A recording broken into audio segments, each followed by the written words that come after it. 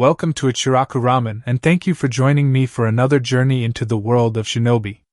Before we begin, I want to give a huge thank you to everyone who listens, supports the channel, and enjoys these stories.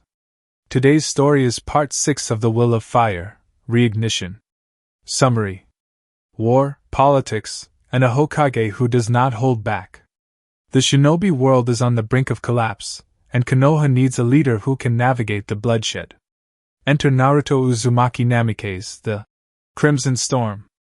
Rising to the position of Hokage at a shockingly young age, this Naruto is a different breed, ruthless on the battlefield, yet fiercely dedicated to forging a lasting peace. In this alternate universe, Naruto is 4 years older than in canon and must survive political treachery, master high-stakes diplomacy, and outsmart enemies who want to see the Leaf Village burn. He is about to prove that true leadership requires more than just raw power, it requires a brilliant, unyielding mind. This is a fan-made story inspired by the world of Naruto. All characters in the original universe belong to their respective creators. This narration is created for entertainment purposes as part of a transformative storytelling experience. The story itself was written by Shea 1819, and full credit goes to the original author. If you would like to read the original version, the link to the story is included in the video description below. Also, if you like my content and want to keep up with future updates, hit that subscribe button and don't forget to share it with your friends.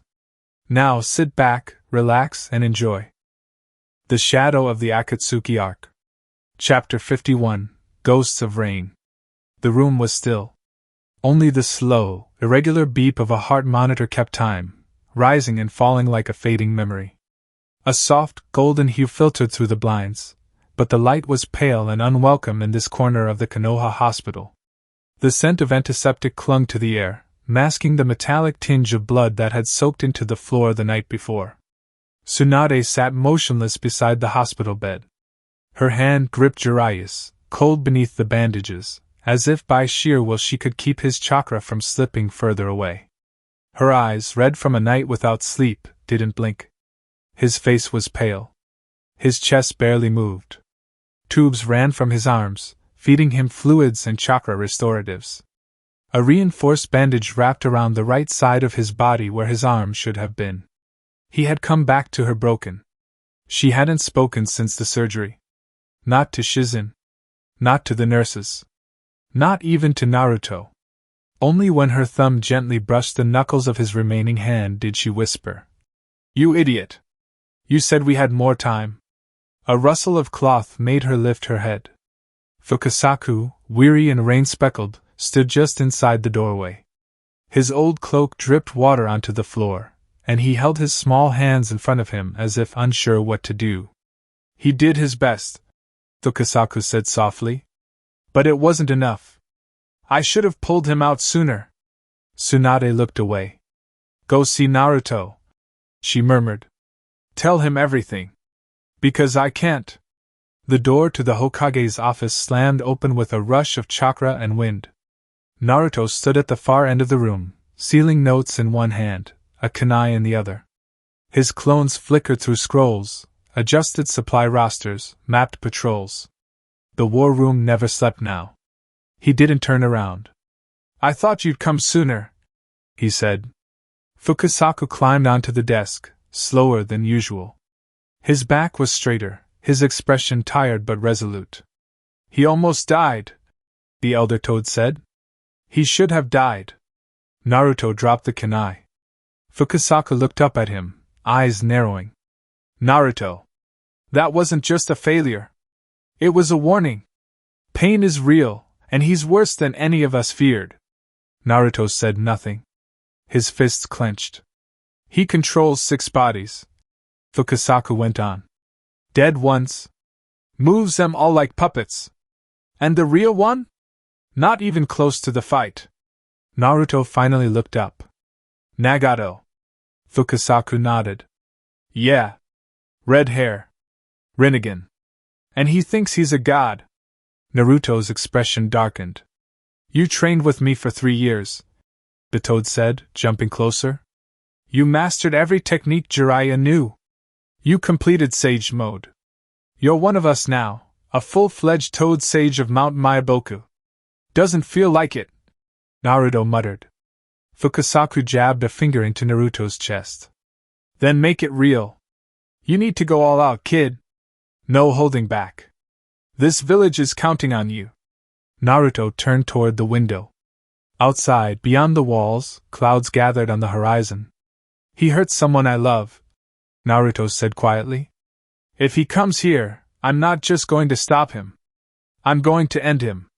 Fukasaku nodded. And if you need us, the toads will be there. All of us. Naruto closed his eyes. Took a breath. Then let's get ready. A few floors below, the lights in the private recovery ward were dimmed. The hallway was quiet, save for the occasional chirp of a nurse's sandals echoing against sterile tile. Room 312 sat guarded, the window shades drawn, a single flame from a wall-mounted lantern flickering faintly in the stillness. Inside, Itachi Uchiha stirred. The beeping of his monitors quickened as his body shifted, shallow breath returning to his chest. His eyelids fluttered open, and for a long moment, he stared at the white ceiling in silence, unmoving. Sasuke sat in a chair beside the bed, elbows on his knees, fingers woven tight. His eyes lifted slowly, searching Itachi's. Welcome back, Sasuke said softly. Itachi turned his head slightly. A thin, tired smile played on his lips. You didn't drag me back kicking and screaming, did you? Almost, Sasuke jested back. But you made it easy in the end. Footsteps approached from the door. Yukiko stepped in, her expression unreadable. She paused at the threshold, then took a few firm strides to Itachi's side. Yukiko, Sasuke said, standing. I know, she said. Her voice wasn't sharp, but it was steady. She looked down at Itachi, then without warning, slapped him across the face. Not hard. But not gentle either. Itachi blinked in confusion. That's from me, she said. For putting him through hell. And for making him bury everything he felt for years. Then, more quietly. I know why you did it. But it still hurt him. Itachi regarded her for a long moment. Then he chuckled faintly. I take it this is your girlfriend? He asked Sasuke. Sasuke looked away, embarrassed, but nodded all the same. Yukiko crossed her arms, a faint smile playing on her lips now. I'm Yukiko. And I'm not going anywhere.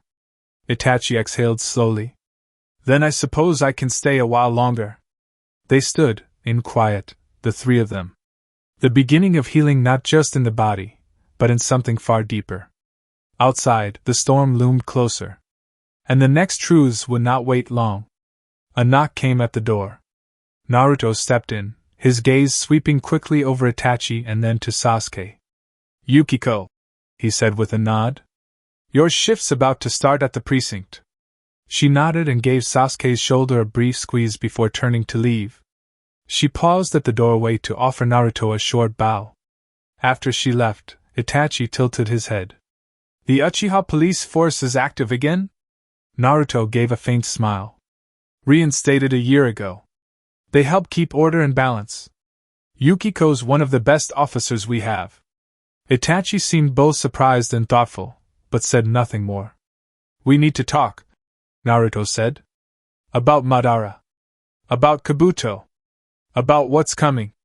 Itachi's eyes sharpened. Yes. Let's begin. To start, Itachi said, voice hoarse but steady. You should know that Tobi is Madara Uchiha. Naruto knew that. Itachi continued. Or at least, that's who he claims to be. I believe it's partially true. He's not the same man from the legends, but he possesses the same power and the same eyes. He coughed once. Naruto handed him a glass of water. He sipped, then went on. Zetsu has been feeding him everything. Your movements. The alliance's shifts. Every trap you laid against Akatsuki, they evaded because they knew ahead of time. Naruto's fists clenched. I suspected, he said. But not to that extent. Itachi gave a solemn nod. You've been outmaneuvered. But there's still time to retake the initiative. He shifted slightly, wincing. Madara is planning to use the tailed beasts for a grand illusion, the infinite Tsukuyomi. He wants to reflect the Sharingan off the moon, placing the entire world into a dream. Naruto's eyes widened. He'll need all 9 tailed beasts, Itachi continued. And he's almost there. They already have Aisabu. Kabuto has joined him. Orochimaru's spy, he escaped Oto 3 years ago when we raided it. I saw him. He showed up during our battle with Tobi near Kiri. He sealed Aisabu right under our noses. Itachi nodded. Stronger than before. He's been experimenting. And he's developed the impure world reincarnation jutsu to terrifying effect. He plans to raise the dead. Naruto's face was dark. So the dead will fight for them. And the world will kneel unless we stop it. Naruto said nothing for a long time. Then he spoke, quiet and cold. Then we unite the world. I'll call the summit. Itachi nodded, satisfied. And pain? Naruto's eyes sharpened. I'll handle pain myself. Far from the sunlight of Konoha, in the shadows beneath the roots of a forgotten forest, Madara Uchiha stood in a subterranean chamber lit only by the dim glow of chakra-forged lanterns. Water dripped from stone above, echoing in the vast, ancient cavern like the heartbeat of something primeval. Mist coiled around his feet as he gazed at the wall of sealed scrolls and scattered intelligence reports, arms folded within the folds of his tattered cloak. The chamber itself was ancient, its walls marked by the scars of forbidden jutsu, some etched by chakra fire, others clawed into stone by unknown hands. The air was damp and cold. Statues of long-dead warriors lined the periphery like silent witnesses. His mask, the orange spiral with a single eye-hole, reflected a flicker of light, but the Sharingan beneath it burned steady and sharp. His cloak stirred faintly as if disturbed by an unseen current. Beside him, Zetsu emerged from the rock itself, half black, half white, his mismatched tones and voices creating an unsettling harmony. The sound of his merging with the stone echoed briefly, like a breath drawn from the earth. They're starting to connect the dots, Black Zetsu said. Naruto has brought Itachi back. He knows about Kabuto. He suspects your plan. White Zetsu chuckled.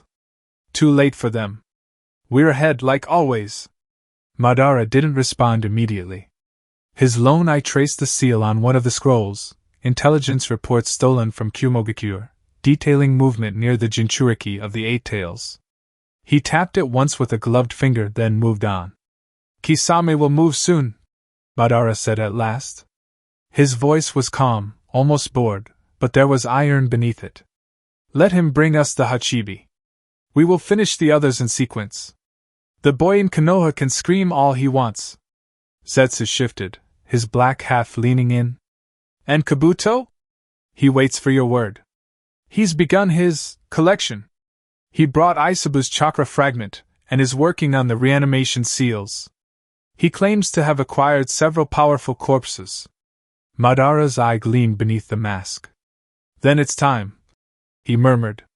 Let the world sleep beneath the moon. And when it wakes, it will be mine. Back in Konoha, the air was thick with anxiety and the muffled hum of chakra suppressors. The intensive ward was soundproofed, but outside the glass window, 2 ANBU guards stood silently on either side of the door, their masks emotionless, their presence a quiet show of priority and fear. Inside, Tsunade sat at Jiraiya's bedside. She had barely left his side since the day he was brought back, broken and bleeding, by Fukasaku and Naruto's emergency summons. She had operated herself. She had screamed at the gods, at fate, at him, anything to bring him back. Jiraiya lay still, bandaged and unmoving. The medical scrolls in the corner of the room showed his vitals had stabilized, but his mind was lost, tucked deep in unconsciousness.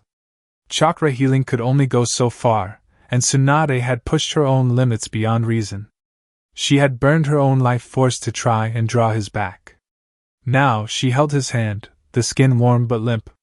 Her thumb brushed the knuckles that once curled around hers in the early morning, when his snores rattled the windows and his warmth curled into her back. A soft knock came. Shizen stepped inside, carrying a tray with fresh linens and tea. Her eyes flicked to Tsunade, concern etched deep. "You should rest, Lady Tsunade," she said gently. Tsunade didn't move. "He fought for this village," she whispered. "He went in alone because we trusted him to come back. And he did. Barely." She inhaled sharply. "But he promised me ramen tomorrow. With the kids. And ice cream with Kushina. And he said I'd finally, let him try that dumb idea he had." Her voice cracked. A tremble ran through her hand. Shizen placed the tray down, kneeling beside her. "He's still here. And he's still fighting. That's what you told me when I collapsed during the war. Remember?" Tsunade's jaw tightened. Her eyes remained dry, but her grip on his hand became white-knuckled. "If he doesn't wake up, I'll kill him myself," she whispered. Later that evening, beneath the flickering light of Konoha's main council chamber, Naruto stood at the head of the table. His cloak was still singed from the last battlefield engagement. His eyes had rings of exhaustion beneath them, but they burned with the resolve of a leader forged in both love and war. Gathered around him were Shikaku Nara, ever calm with his hair tied back in a battle bun, Inoichi Yamanaka, posture straight and eyes darting over every nuance, Hayashi Hyuga, arms folded, stern and composed, and Kakashi Hatake, silent and composed in full uniform, his face masked as always, but the eye above it sharp and alert as ever. "Pain is coming," Naruto said. "I don't know when. I don't know how. But he will come. And we'll be ready." The others didn't speak immediately. "I'm putting Konoha into Lockdown Protocol 3, Naruto continued. "Evacuation shelters have already been reinforced. Barrier teams are rotating every 6 hours. Intelligence units are monitoring every chakra shift across all 4 quadrants." He rolled out a scroll and marked the sectors personally. "The moment he appears, we hit back." Shikaku tapped his pen against the scroll. "And the summit?" Naruto nodded. "I'll be calling it within the week. Once Sasuke returns from Kumo with Fu and Killer Bee. That's priority 1. Kakashi straightened. "You're sending Sasuke?" "He volunteered," Naruto said. "He's trained for this. He knows what's at stake. And he trusts Guy's team to back him up." Inoichi raised a brow. "Do we expect cooperation from the Reignition?" "No," Naruto replied. "But he'll listen when we show him Madara is already moving to take their Jinchuriki.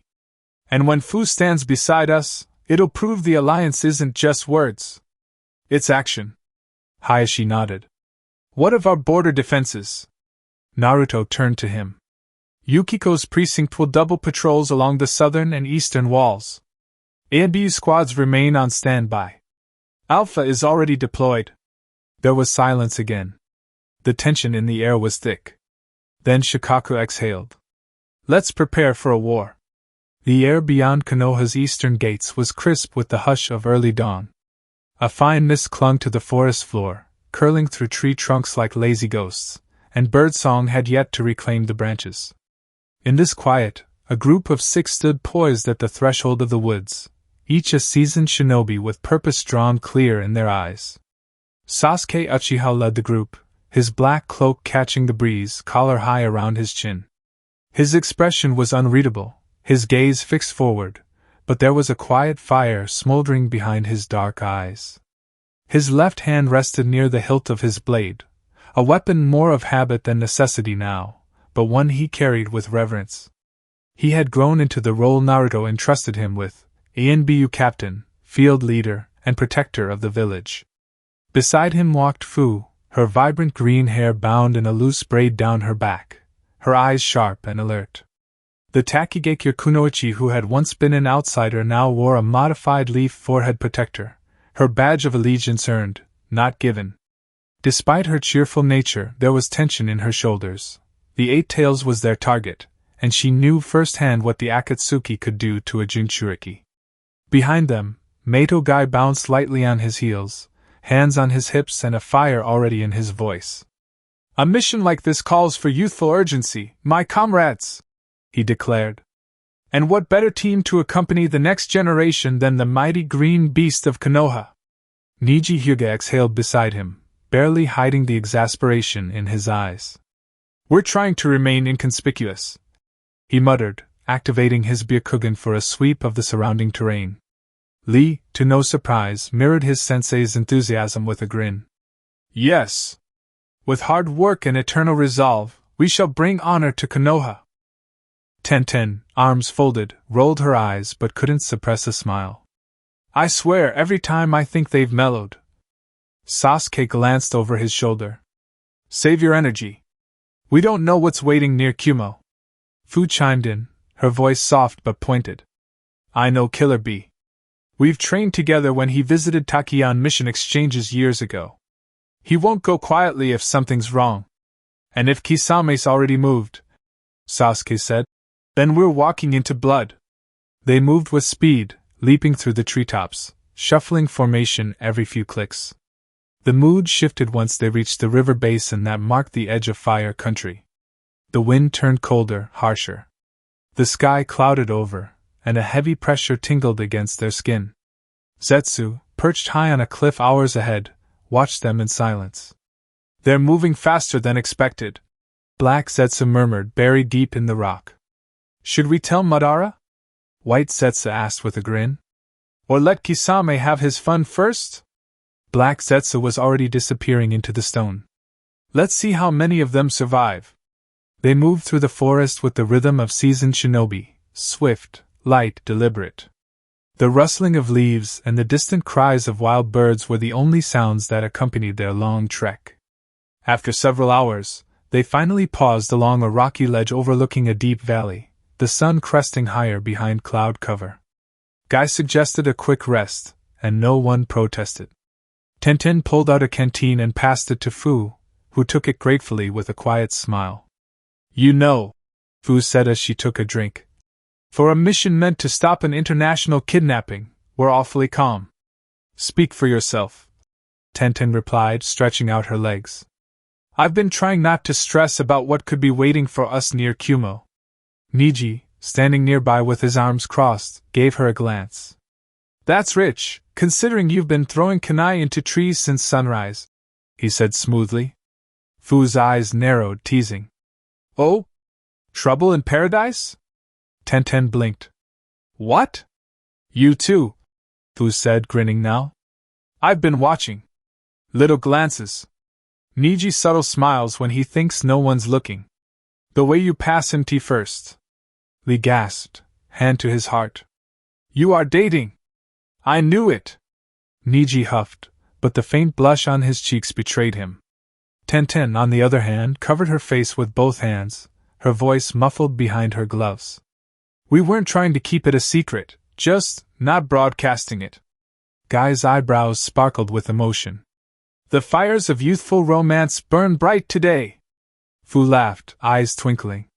Don't feel bad. I'm not single either. Lee tilted his head. You're not?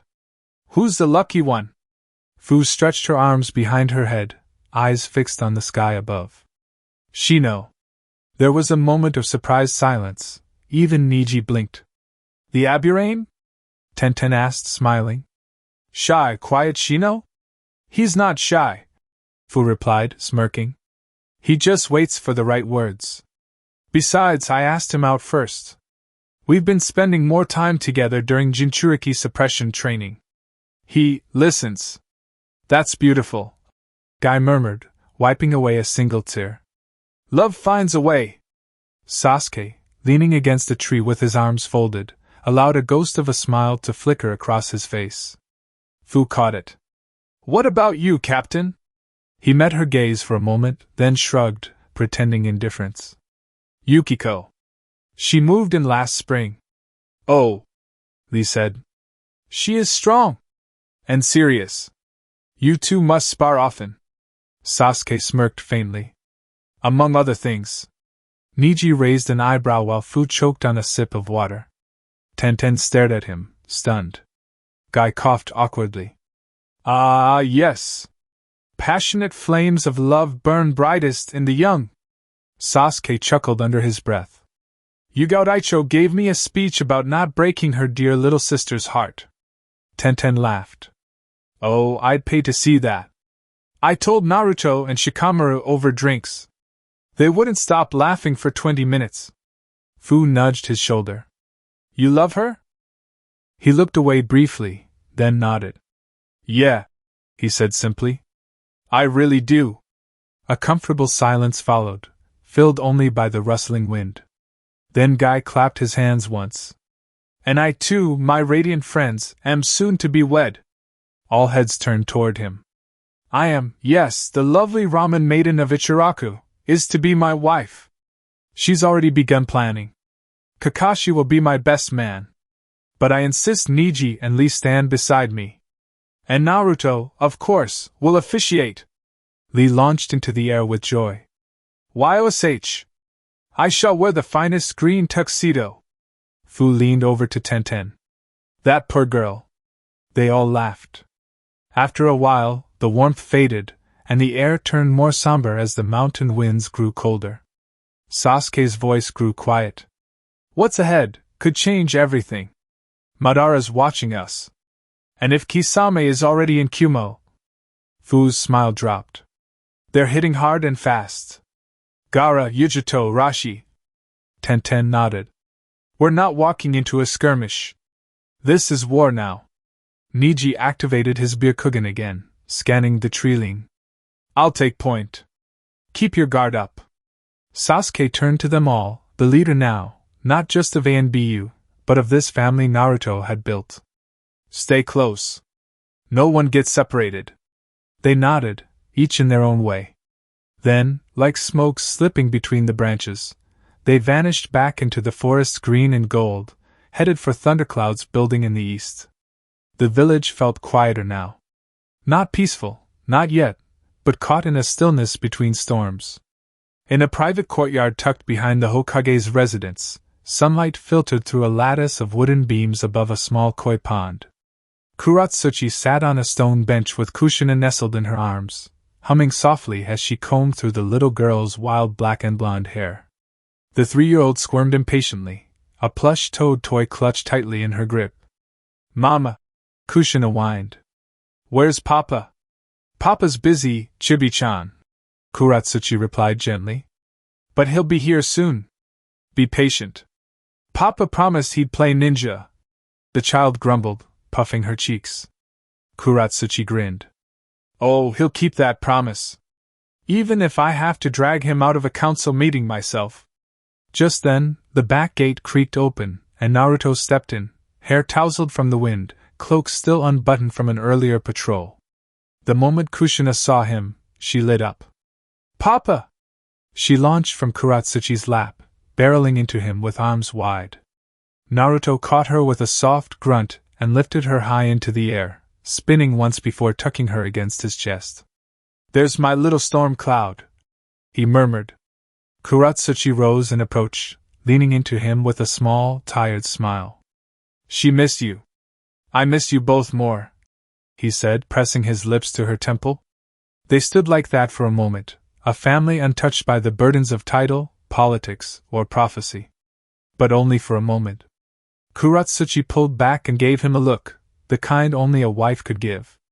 You're leaving again, aren't you? Naruto nodded, slowly setting Kushina down.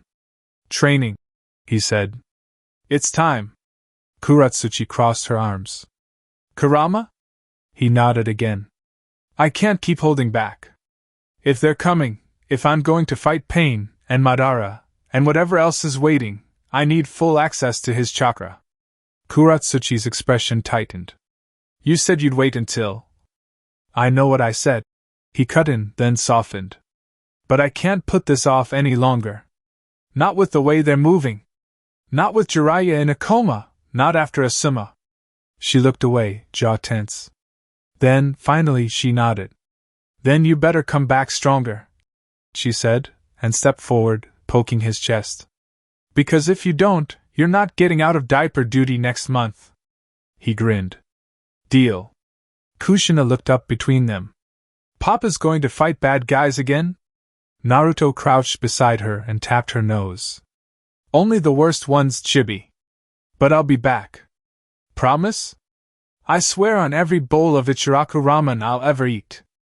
Kushina giggled and hugged him tight. Later that afternoon, deep within the training fields bordering the Forest of Death, Naruto stood atop a stone outcrop surrounded by ANBU guards and censor seals. Yamato, still formerly Tenzo to most, waited below, arms crossed and expression grim. "You sure about this?" he asked. Naruto closed his eyes, breathing deep. "It's time. We've danced around this for too long." He sat down cross-legged and entered his mindscape. There, before him, loomed the great iron gates of Kurama's cage. Water lapped at Naruto's ankles, and the nine-tailed fox stirred behind the bars, eyes glowing like twin infernos. "About time," Kurama rumbled. "I was starting to think you were getting soft." Naruto approached the bars with confidence. "I'm ready now." "You think mastering my chakra is about power?" "It's not," Kurama growled, rising to his full height. "You want control? Then stop hiding behind rage and guilt. Face it. Own it." Naruto looked up, unflinching. "Then let's stop wasting time. We do this together." Kurama studied him. Then, for the first time, the bars of the seals shimmered faintly. "Let's begin." Training Ground 43, outskirts of Konoha. 3 days had passed since Naruto began his attempt to master the Nine-Tails chakra. 3 days of sweat, pain, and nearly losing control more times than anyone could count. The clearing was scorched in places, the ground split from explosive bursts of raw chakra. Yamato stood at the perimeter, maintaining his suppressive jutsu in intervals, his face tight with effort. Fukasaku sat nearby atop a flat stone, occasionally croaking commands and advice. The air hummed with tension, every leaf trembling from the chakra that radiated off Naruto like a furnace in flux. Naruto knelt at the center of the field, shirt clinging to his back with sweat, hands gripping his knees, fingers dug in deep. Inside, the mindscape was chaos. Red chakra coiled around him like tendrils of fire, whipping through the dark water at his feet. Kurama loomed over him, not restrained but not yet fully unleashed either. The seal gates had widened slightly, just enough to test their balance. "You think this is enough?" Kurama snarled, baring his fangs. "You want to wield my power, and you can't even face your own weakness." Naruto gritted his teeth, struggling to stabilize the form. "I'm not weak." "You're scared," Kurama snapped. "Of losing Kuratsuchi. Of failing Kushina. Of becoming your father. You've built walls of fire around you, and now you're burning yourself alive behind them." Naruto staggered in the water, red chakra surging wildly from his body. Pain stabbed through his chest, the physical toll reflecting the inner turmoil. "You carry your past like a chain," Kurama continued, voice low and guttural. "I've seen it. Every death you blamed yourself for. Your mother's blood on your cheeks. The war in your dreams. You've worn this village like armor. But you are not just their Hokage." Naruto collapsed to one knee, fist shaking. "Then what am I?" Kurama's eyes narrowed. "You are my Jinchuriki. And I chose you. Not because of prophecy. But because you never stopped fighting, even when it was pointless." Naruto looked up. The wild chakra steadied, pulsing in sync with his breath. The storm of doubt didn't vanish, but it quieted. "I'm done letting fear decide how far I go," he said hoarsely. "You're right. I've been angry. And afraid. But I'm not running anymore." Kurama growled low. "Then stand, Naruto Uzumaki." With a yell, Naruto surged upright. Outside, Yamato flinched as a massive pillar of golden red chakra erupted around him, but this time, it held form. The maelstrom of the Nine-Tails had not vanished, but it had submitted. Naruto stood at its center, hair windswept, eyes glowing orange with vertical slits. But his expression was calm. Fukasaku's eyes widened. That's it. Natural energy and Nine-Tails chakra in balance." Yamato eased his suppression, astonished. "He's doing it!" Naruto breathed slow, steady, the weight of fury and grief transmuted into purpose.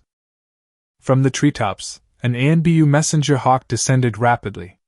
Fukasaku caught it, and broke the scrolls sealed to its leg.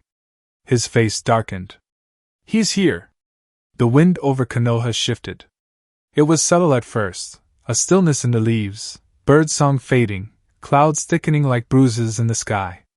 Then came the sound, unnatural and shrill, like the tearing of heaven itself. 6 figures descended from above in a loose formation, each one cloaked in black, red clouds rippling in the wind.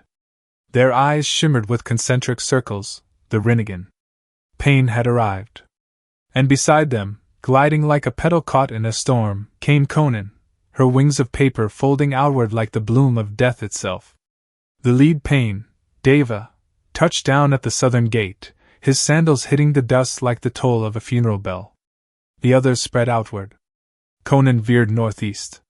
Find the Jinchuriki, Deva said to her. Eliminate all resistance. I want him begging when he dies. Konan nodded, vanishing in a swirl of fluttering parchment. But something was wrong. There were no civilians. No shinobi rushing to intercept them. No cries, no alarm. Just wind and dust. Konan landed on a rooftop where the Hyuga compound should have been active, silent. She narrowed her eyes and turned sharply toward the location Fu was once known to occupy, an apartment near the edge of the Uchiha district. She found only emptiness. No chakra signature. No traces of recent habitation. Zetsu didn't mention this, she thought grimly. North sector, animal path. The animal path stepped into the wide open courtyard of the training academy. A genin training dummy stood upright in the center of the yard. He raised a hand. A summoning seal spread at his feet, but before the smoke even finished billowing, the courtyard collapsed beneath him with a thunderous explosion. Chakra-forged chains shot upward from the collapsing trap, attempting to bind him mid-jump. He vanished just in time, leaping to safety, only to be struck by a barrage of kunai laced with paralysis seals launched from hidden mechanisms within the debris. He grunted. So this is what they've done. East sector, Azura Path. Azura Path stomped through what should have been the civilian quarter. But the buildings were gutted and empty, windows left open intentionally.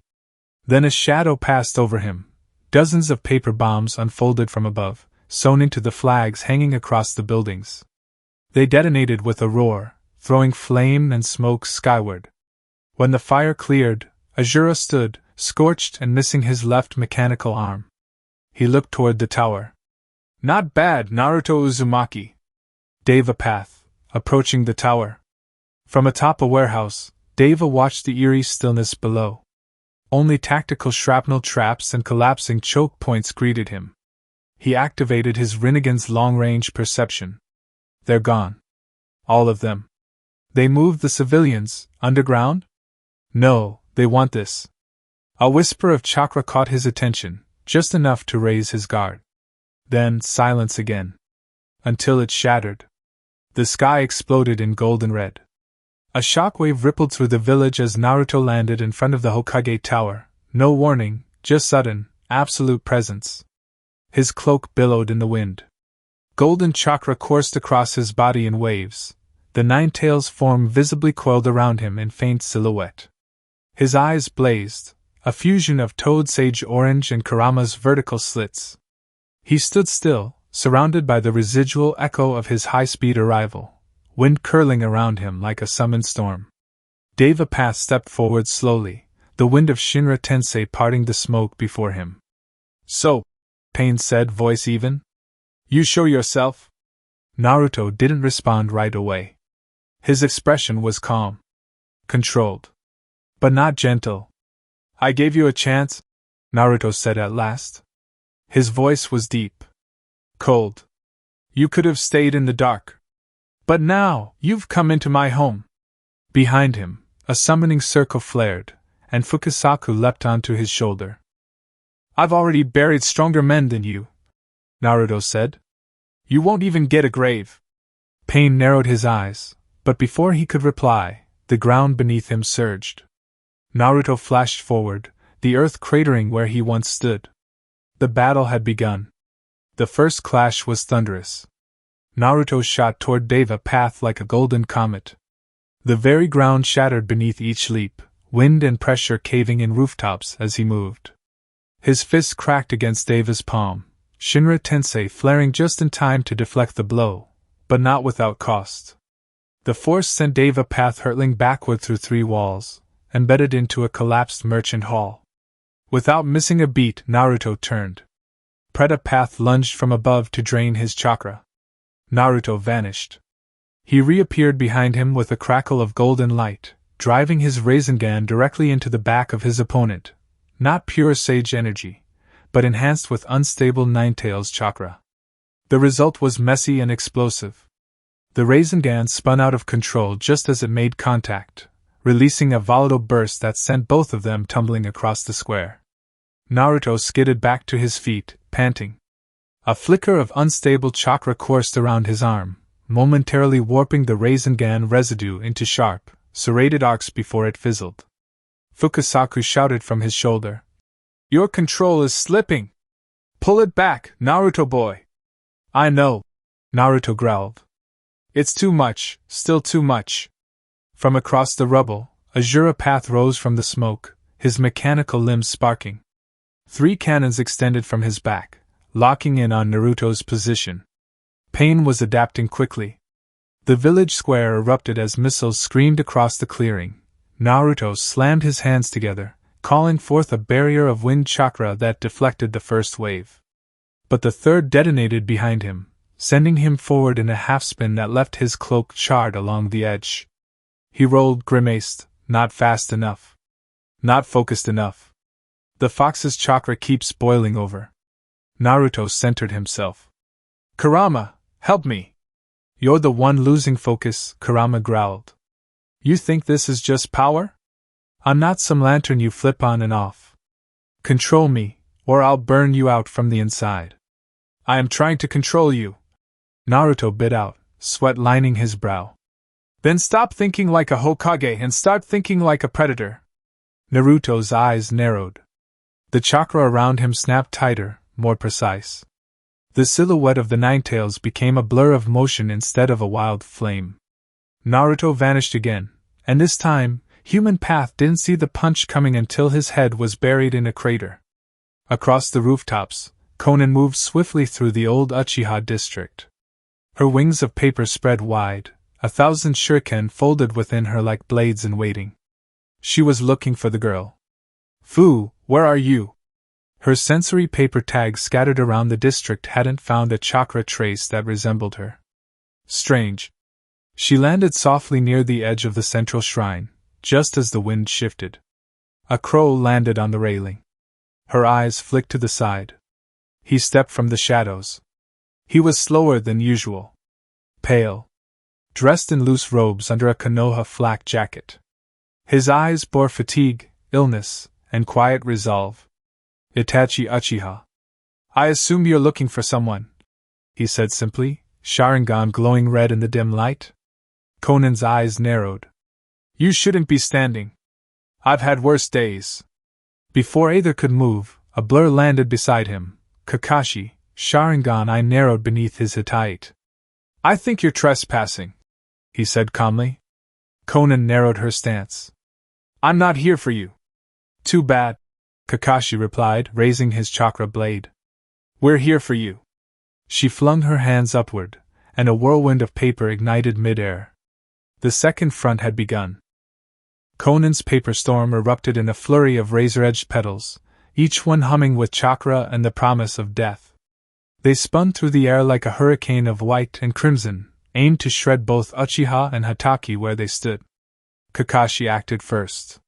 He ducked and dove sideways, his chakra blade glowing blue as he sliced through the first arc of shuriken like origami, spinning mid-air to redirect their momentum with a pulse of wind chakra. They exploded in a harmless flutter, but a second wave followed, tighter, faster. "She's reading my defense pattern already," Kakashi noted grimly. Itachi stood calm amid the chaos, Genjutsu chakra pulsing subtly from his eyes, flickering, delicate, almost imperceptible. A fraction of the paper around them hesitated, slowed, twitched unnaturally. Konan adjusted mid-throw, recognizing the manipulation too late. A single crow burst from Itachi's cloak, flapping directly into her face. She pivoted and dispersed her body into a cloud of loose pages. From behind, Kakashi lunged forward, striking where her midsection had been with a sweep of his blade. It passed through harmless paper. She's scattering herself faster than before, Kakashi growled. She's learning, Itachi rasped. He was breathing harder than before now. His body, already frail from the burden of his illness, protested every movement. But she's not immune to illusions. You sure about that? Kakashi muttered, narrowly avoiding a hail of paper spears. No, Itachi said honestly. From the edge of the roof, Konan reassembled with poise, wings still fanned wide. You're sick, she said, staring at Itachi. You can barely stand. And you, she flicked her eyes to Kakashi, are stalling for something. Naruto, perhaps? They didn't answer. She narrowed her gaze. It doesn't matter. I came for the Jinchuriki. I will tear through both of you if I have to. You won't find her here, Kakashi said, leveling his stance. You think I won't burn this whole district down to find her? Konan's voice remained soft, but the paper around her began to hum with charged chakra. Kakashi didn't blink. Try. Itachi closed his eyes, then reopened them. The Mangekyo's Sharingan bloomed. Konan tensed, wings folding inward reflexively, but it was already too late. The world shimmered. Her senses spiraled. She was no longer standing on a rooftop. She stood in a field of white lilies, ankle-deep in water. Above her, the sky bled ink. Itachi appeared before her, whole and uninjured, eyes calm but unyielding. You are strong, he said. But not invincible. She snarled. You think this illusion will stop me? No, Itachi whispered. Just delay you. She lashed out with a spike of paper through the illusion, her real-world chakra surging, but the damage was done. Her paper storm collapsed inward momentarily, stuttering in its attack logic. Kakashi moved through the gap like a shadow. His blade met the edge of her defense, slicing her shoulder. She staggered, real blood dripping among the fake parchment. You think because Nagato gave you a purpose, it makes you divine, Kakashi said softly. Konan gritted her teeth. I am divine. I am the angel of a new world. And I've killed gods before, Kakashi said. A tremor shook the district as the ground quaked from elsewhere in the village, another blast of Pain's warpath. Konan's eyes flicked toward the plume of smoke and flame rising from the Hokage tower. Her wings extended again, this time in retreat. You've bought time, she hissed. But you've lost your village.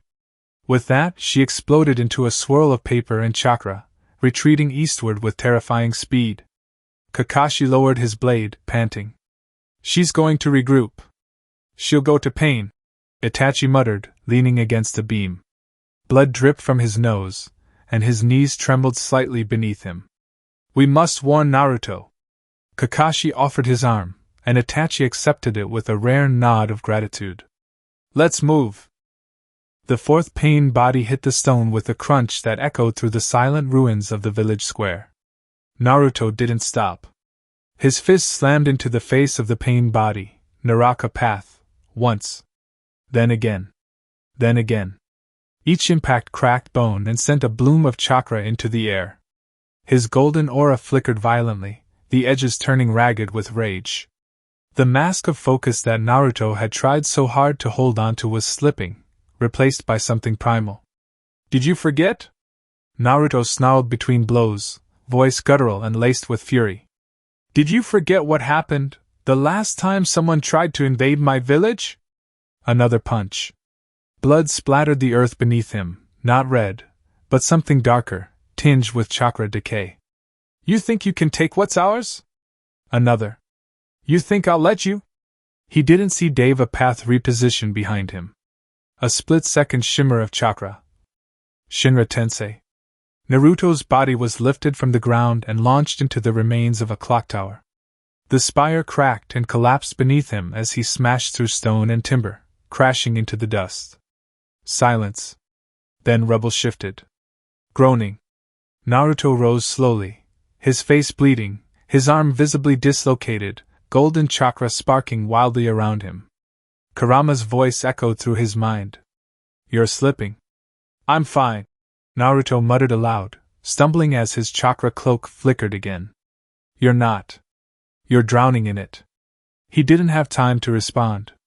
From across the ruined plaza, Konan landed silently beside Deva Path, paper wings reforming.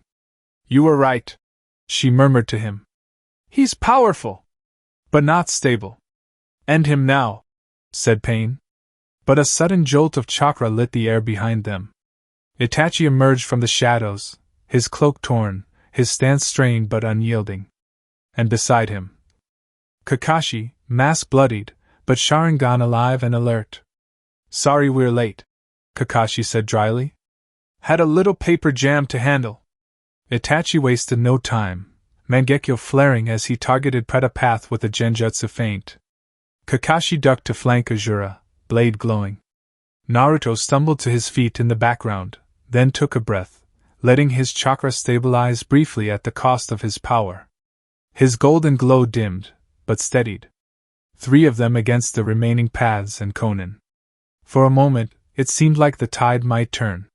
But Pain was not done. Bansho Tenin. Kakashi was yanked mid-step into the air, straight toward Azura's blade. Kakashi! Naruto shouted. Itachi moved, but not fast enough. The blade pierced Kakashi through the chest. Time froze. Blood sprayed from Kakashi's mouth as he hit the ground hard. His chakra pulsed, flickered, then dimmed. Konan's breath caught as even she hadn't expected the ferocity of the move. Naruto's pupils contracted. No! Beneath the village, deep in the reinforced bunkers where civilians huddled in silence, Kuratsuchi stood frozen. She had felt the shift. Felt it the moment Kakashi fell. The chakra up above was a war zone. A storm. And she was under it, waiting. Waiting while her husband was up there bleeding. While her daughter slept, her thumb in her mouth. Her hands curled into fists. Tsunade turned from where she stood beside Kushina's crib. You feel it too? I do, Kuratsuchi said. Tsunade looked at her carefully. If you're thinking of going. I'm not thinking, Kuratsuchi said quietly. I'm done feeling useless. Her flak jacket was already half-zipped. She leaned down and kissed her daughter's cheek. You be good for Grandma Tsunade, okay? Mama's gotta go kick some ass. Kushina murmured in her sleep, smiling faintly. Kuratsuchi stood and met Tsunade's gaze. You'll keep her safe? Tsunade nodded solemnly. With my life. Kuratsuchi's voice lowered. Then I'll protect his. She vanished in a puff of smoke. The plaza burned. Ash spiraled on the wind, caught in the glowing embers of shattered chakra tags and ruptured stone tiles. Smoke clung to the air, broken only by the sharp cries of battle and the crackle of struggling fires. The moon, veiled behind dust, cast a crimson hue across the battlefield as if mourning what was to come. Naruto stood on trembling feet, blood running down his arms, his golden chakra cloak tattered and flickering like a dying flame. His breath came in harsh gasps, one arm clutching his ribs as he faced the final remaining Deva path across the battlefield. And then, a flash of molten chakra. A swirl of smoke. Kuratsuchi landed beside him, crouched in a 3-point stance, lava bubbling at her fingertips. Her hair was windswept and wild, her face streaked with soot, but her eyes, those fierce, sharp gray eyes, locked onto his. Naruto, she said softly, her chest rising and falling. I told you I was done feeling useless. His expression collapsed. What are you doing here?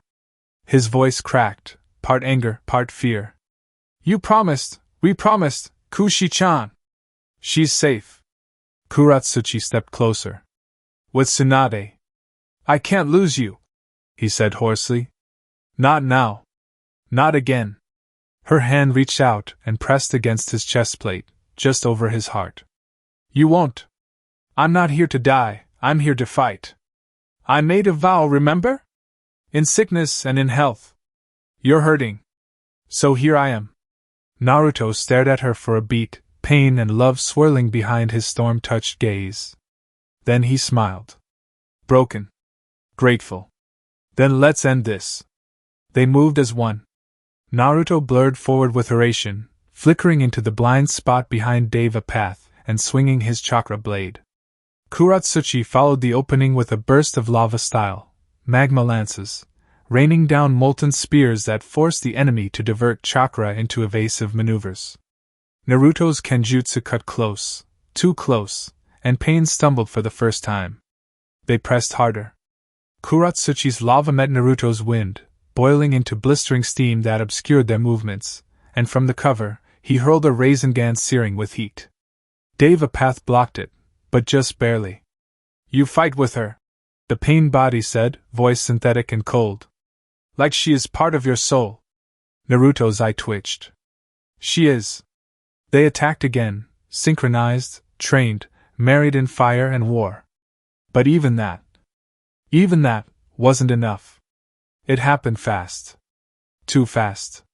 The moment Deva Path realigned its trajectory and launched a focused Shinra Tensei, Naruto moved to intercept, too slow. The blast turned, redirected midair, aimed straight at Naruto's exposed flank. But she was faster. Kuratsuchi shoved him aside, taking the full brunt of the force. She crashed into the rubble with a bone-sickening crunch, lava trailing behind her like blood. Naruto skidded breathless. Kuratsuchi! He crawled toward her, hands trembling, chakra erratic. She was broken. Her mouth bled, her ribs shattered, and her eyes already distant. I'm sorry, she whispered, reaching up, brushing his cheek. Don't, he begged. You're gonna be fine. We'll get you to Shizen, to Sakura, they'll fix this. But her hand slid down. Her other hand weakly moved to her stomach. I'm sorry, Naruto, she said again. I didn't get a chance to tell you. He blinked, confused. Tell me, what? Her hand dropped completely. Her body stilled. And then, he felt it. A fading chakra. Soft. Faint. Too faint. Like a flicker of light in a snowstorm. Another life. Inside her. Gone. Naruto's hands slowly clenched. His head lowered. Kurama stirred, panic in his voice. Naruto, wait. But it was too late. The scream that tore from Naruto's throat was not human. His chakra detonated outward in a wave of red and gold, tearing the stone beneath him into ribbons. The ground cracked. The air howled. His form shifted, skin darkening beneath the shroud, teeth elongating, nails blackening. His eyes burned pure red. The Nine Tails cloak exploded into existence. 4 tails. 5. 6. The sky darkened. And then he charged. Deva Path barely reacted in time. Naruto struck like a thunderclap, sending the last body flying through several walls. The sheer force obliterated what was left of the plaza. Konan moved to intercept, too slow. She was slammed aside, bones cracking as she hit a far wall. Itachi arrived seconds later, face pale, chakra already thin. Kakashi? Naruto's mind howled. Still unconscious. Itachi stepped in front of Naruto's rampaging form, blood already dripping from his lips. His hand reached for his eyes. Naruto, stop! The beast snarled. I know what you lost. I know. He pushed harder, eyes bleeding. And I know what you'll become if you give in. Red eyes met red eyes. Then, silence. A flicker. And the rage receded. The battlefield was quiet now. Charred stone and shattered wood stretched for blocks, the remnants of the Leaf Village's northern quarter lying in ruin. The fires had dimmed, and smoke coiled into the dark sky like mourning spirits.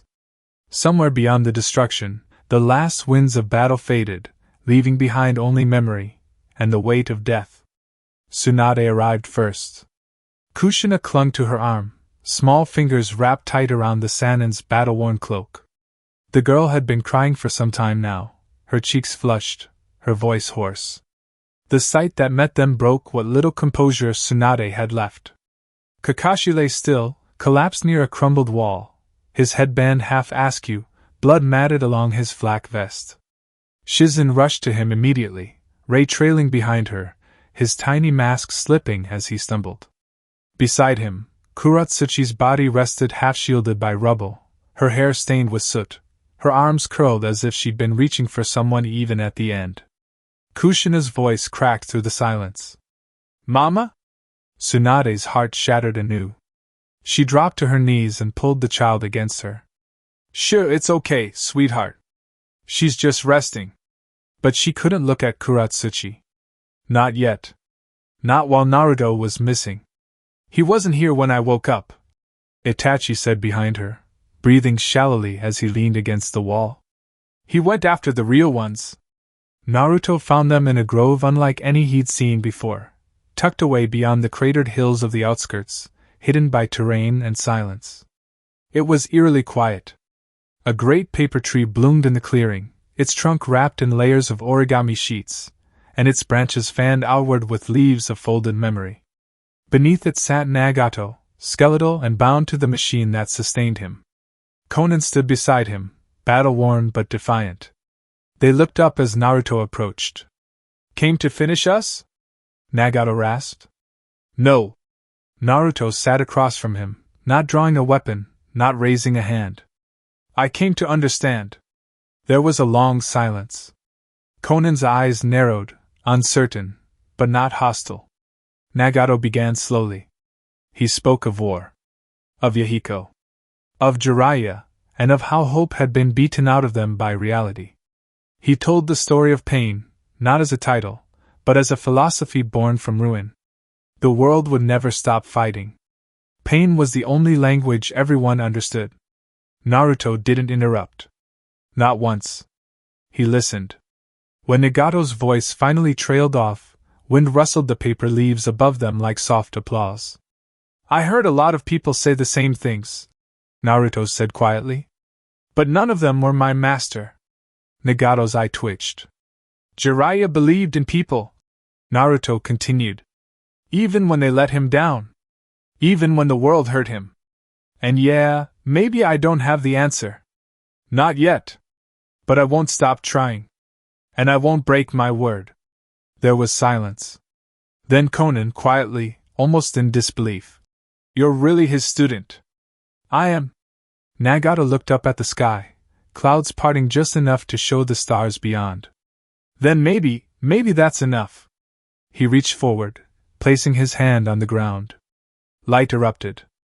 Between life and death. It was warm here. The light didn't hurt. The breeze felt like memory, and the grass was soft beneath their feet. Kakashi sat by a small fire, his sword resting across his knees. A man sat beside him, older, with gray hair and the same tired eyes. Tsukumo Hatake smiled. "You did good, son," he said. Kakashi looked down. "It wasn't enough." "Maybe not. But that little boy of yours, he'll know who you are. Not the weapons they turned us into. The man." There was a long pause. Then Kakashi smiled faintly. "He wears a mask now, you know." Tsukumo laughed. "I'm proud of him already." A ways off, another fire burned. Kuratsuchi stood beside a woman with the same gray eyes and striking cheekbones. Her mother held her hand gently, brushing through her hair like she was a child again. "You were always stubborn," her mother said softly. "I got it from you." Kuratsuchi chuckled, eyes misty. "I got to marry an idiot. A really strong, really good idiot. The kind of idiot who leaves dad jokes on mission scrolls." Her mother laughed. Kuratsuchi's voice wavered. "I had a daughter. Kushina. She's so, everything. I got to see her crawl. Walk. Say mom first. I bet you gloated." "Hell yes, I did." They laughed, holding each other close. Then a ripple passed through the realm. "Time?" her mother whispered. Kuratsuchi nodded. Her lip trembled. "There was another. I didn't even get to meet them." Her mother pulled her close. "Then go. Live. Tell them everything." With that, Kuratsuchi disappeared and Kakashi soon followed after. The world turned gold. It began as a shimmer beneath Nagato's emaciated fingers, a pulse of raw, radiant chakra that spread outward like ripples in a still pond. The grove of paper trees swayed gently, leaves whispering like breath, and a wind that didn't belong to this world swept across the battlefield beyond. Nagato's breath hitched.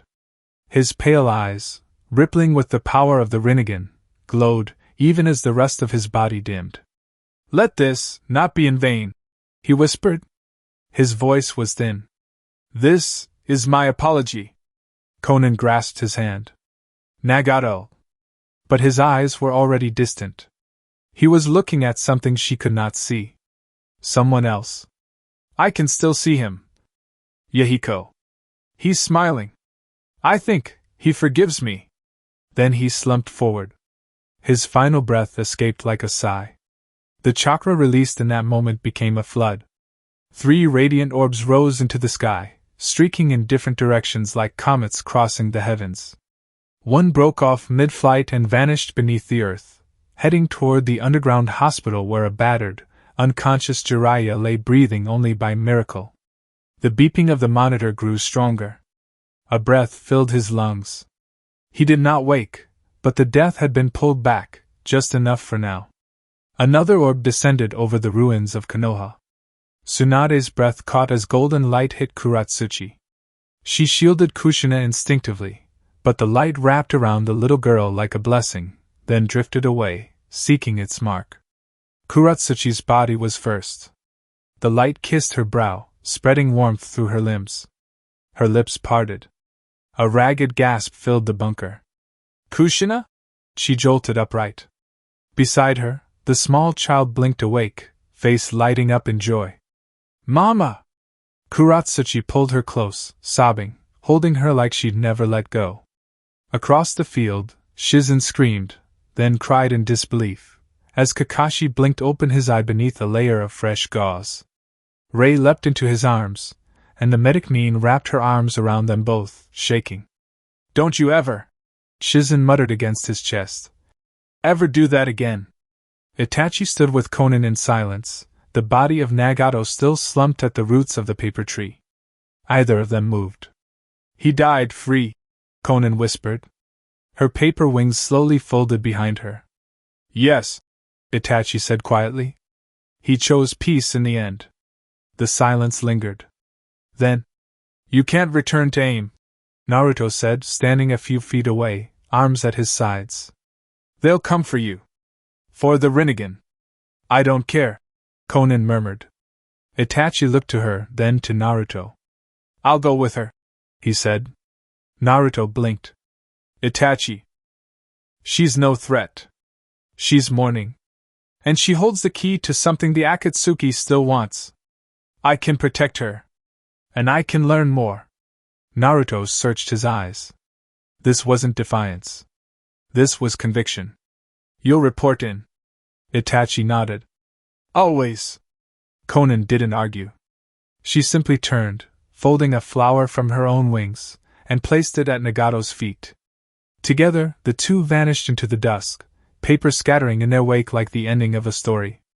The sun had not yet risen, but light touched the ruins of Konoha with the soft promise of morning. Smoke drifted lazily from what remained of rooftops. The great gates stood bruised but unbroken. Naruto walked through them alone, cloak fluttering behind him, the Hokage's insignia marked in soot but unbowed. At the village edge, a small group awaited him. Tsunade stood in silence, arms crossed, her eyes red.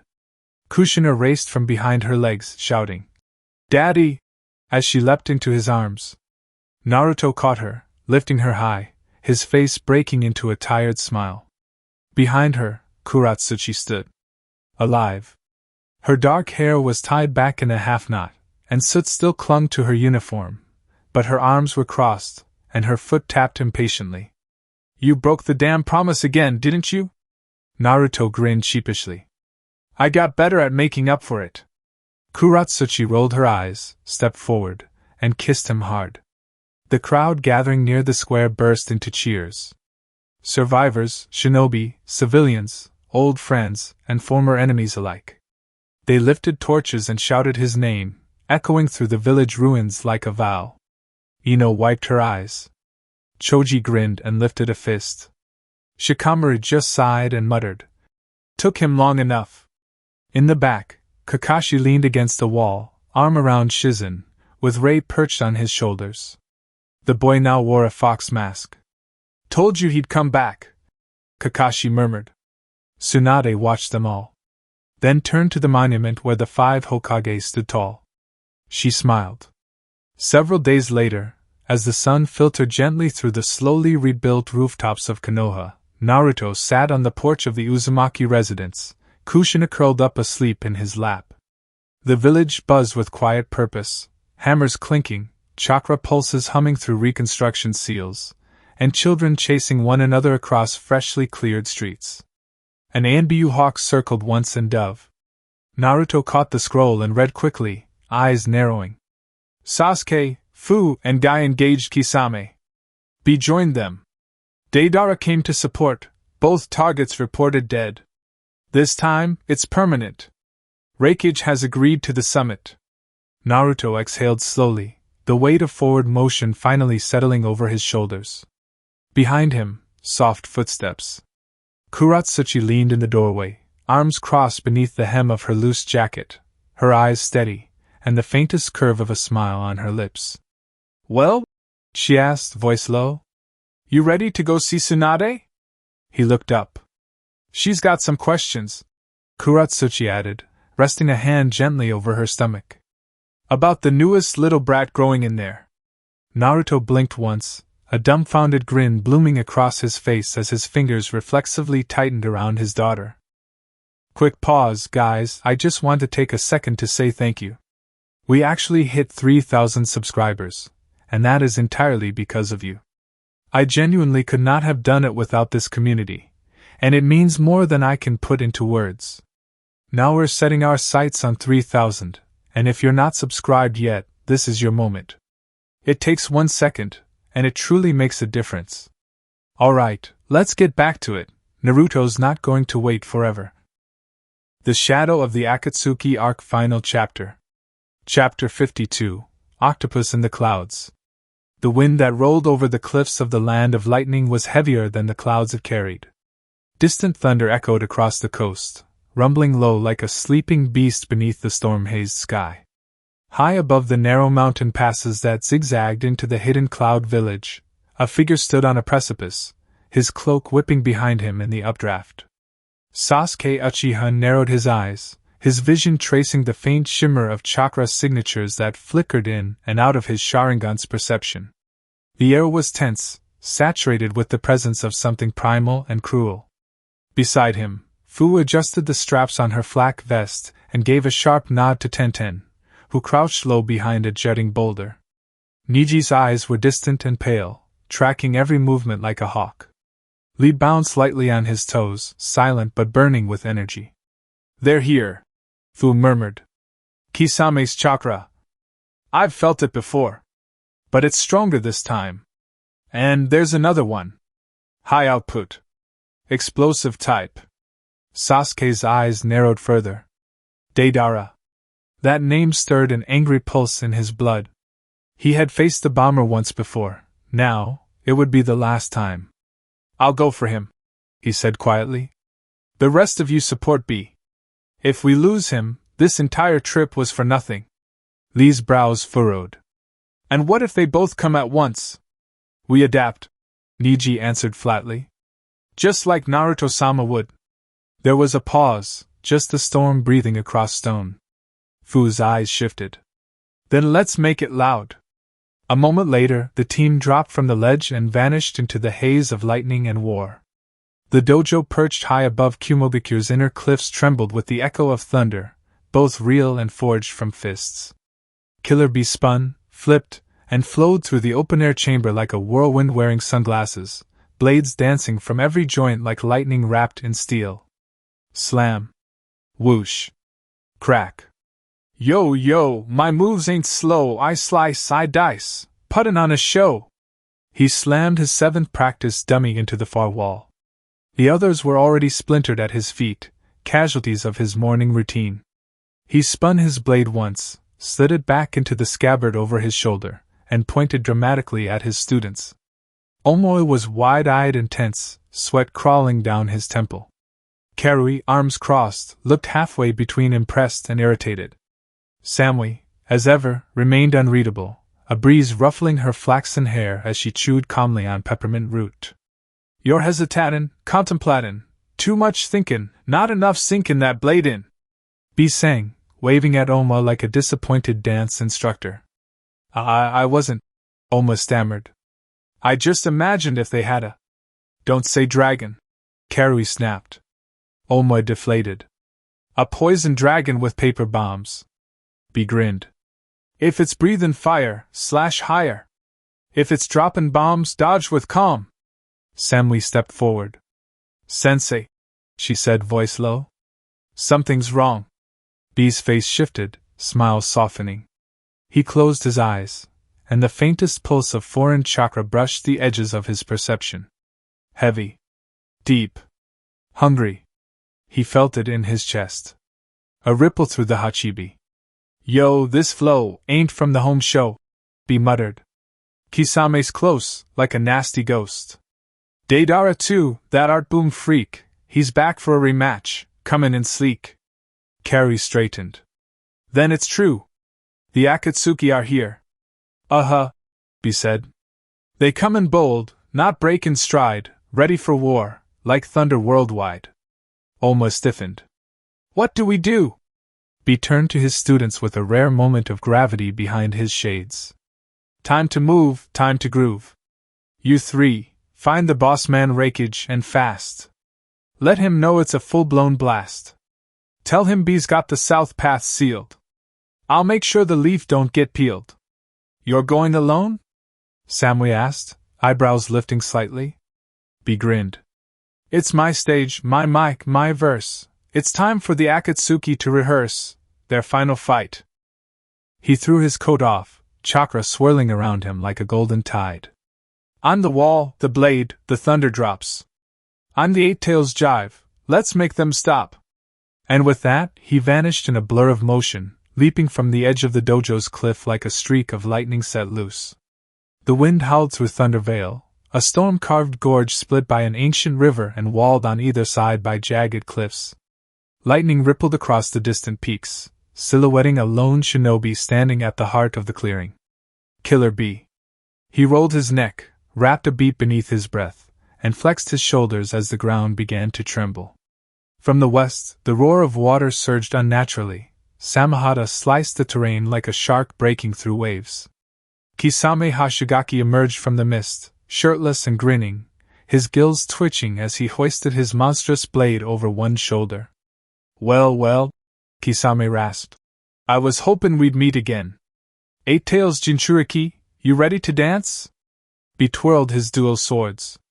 "You swimmin' in blood but think you're sleek, about to get schooled by the Killer B technique." From the east, a detonation echoed. Boom! Clay shards rained from the sky.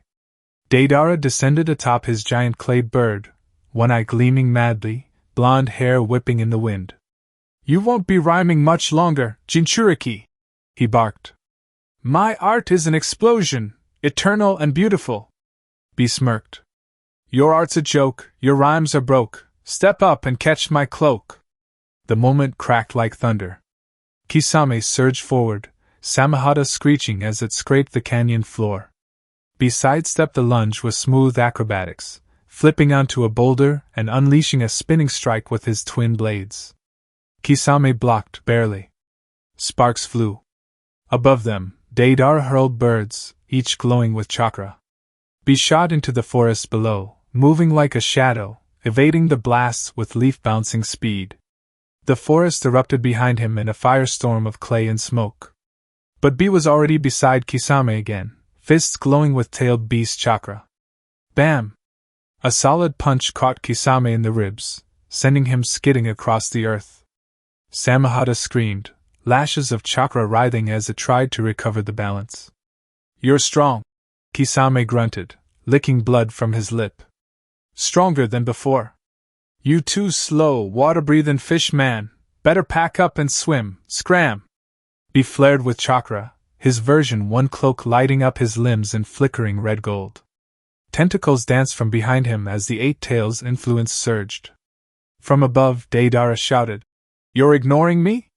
How dare you ignore my art!" A C4 dragon burst from his palm, growing rapidly in size and descending toward the field like a god of death. B narrowed his eyes. "Hachibi! Time to crank it!" The beast stirred within. "'Bout time you stopped Shoboten. Boom! A wall of octopus limbs burst from B's back, shielding him from the first explosion.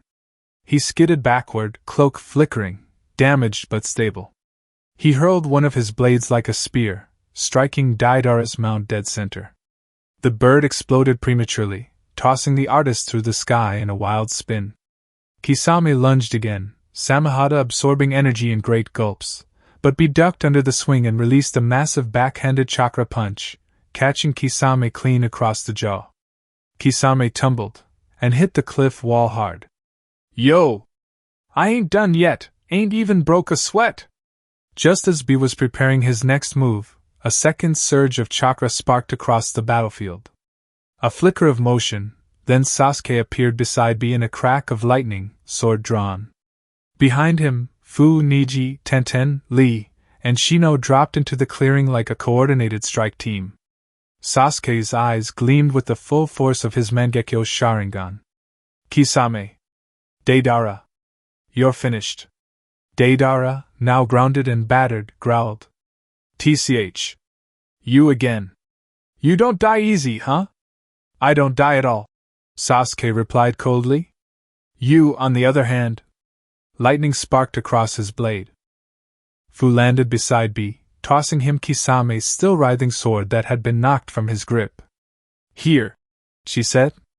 "You earned this. But maybe Kiri should get it back when this is all over." B grinned. "You alright, kid? Got style and pride." As the team prepared for the final clash, Sasuke versus Deidara, B versus Kisame, Team Guy handling the rest, the storm above intensified. The thunder roared, and the final dance began. Lightning danced overhead, casting long shadows across the war-torn valley carved into the outskirts of the land of lightning. Water surged through broken riverbanks, churned into whirlpools by Kisame's jutsu. In the center of the battlefield, Killer Bee stood firm, Samahata having rejected its former master and fused to his arm like an extension of Gyuki's wrath. Kisame was bleeding from a gash Fu had managed to land earlier, her chakra strings infused with wind style like surgical wire. Lee crouched nearby, bruised but smiling, his fists trembling with the energy of the fifth gate. Tenten reloaded scrolls behind him, casting Fu a nod. "You good, Ado?" B called out, glancing sideways. "We're good, B." "He's hanging on by rage and spite." Gyuki's deep voice rumbled in B's head. "Let's end him." Kisame hacked up blood and grinned. "You think you've won? Samahata knows I made it stronger than anyone else could."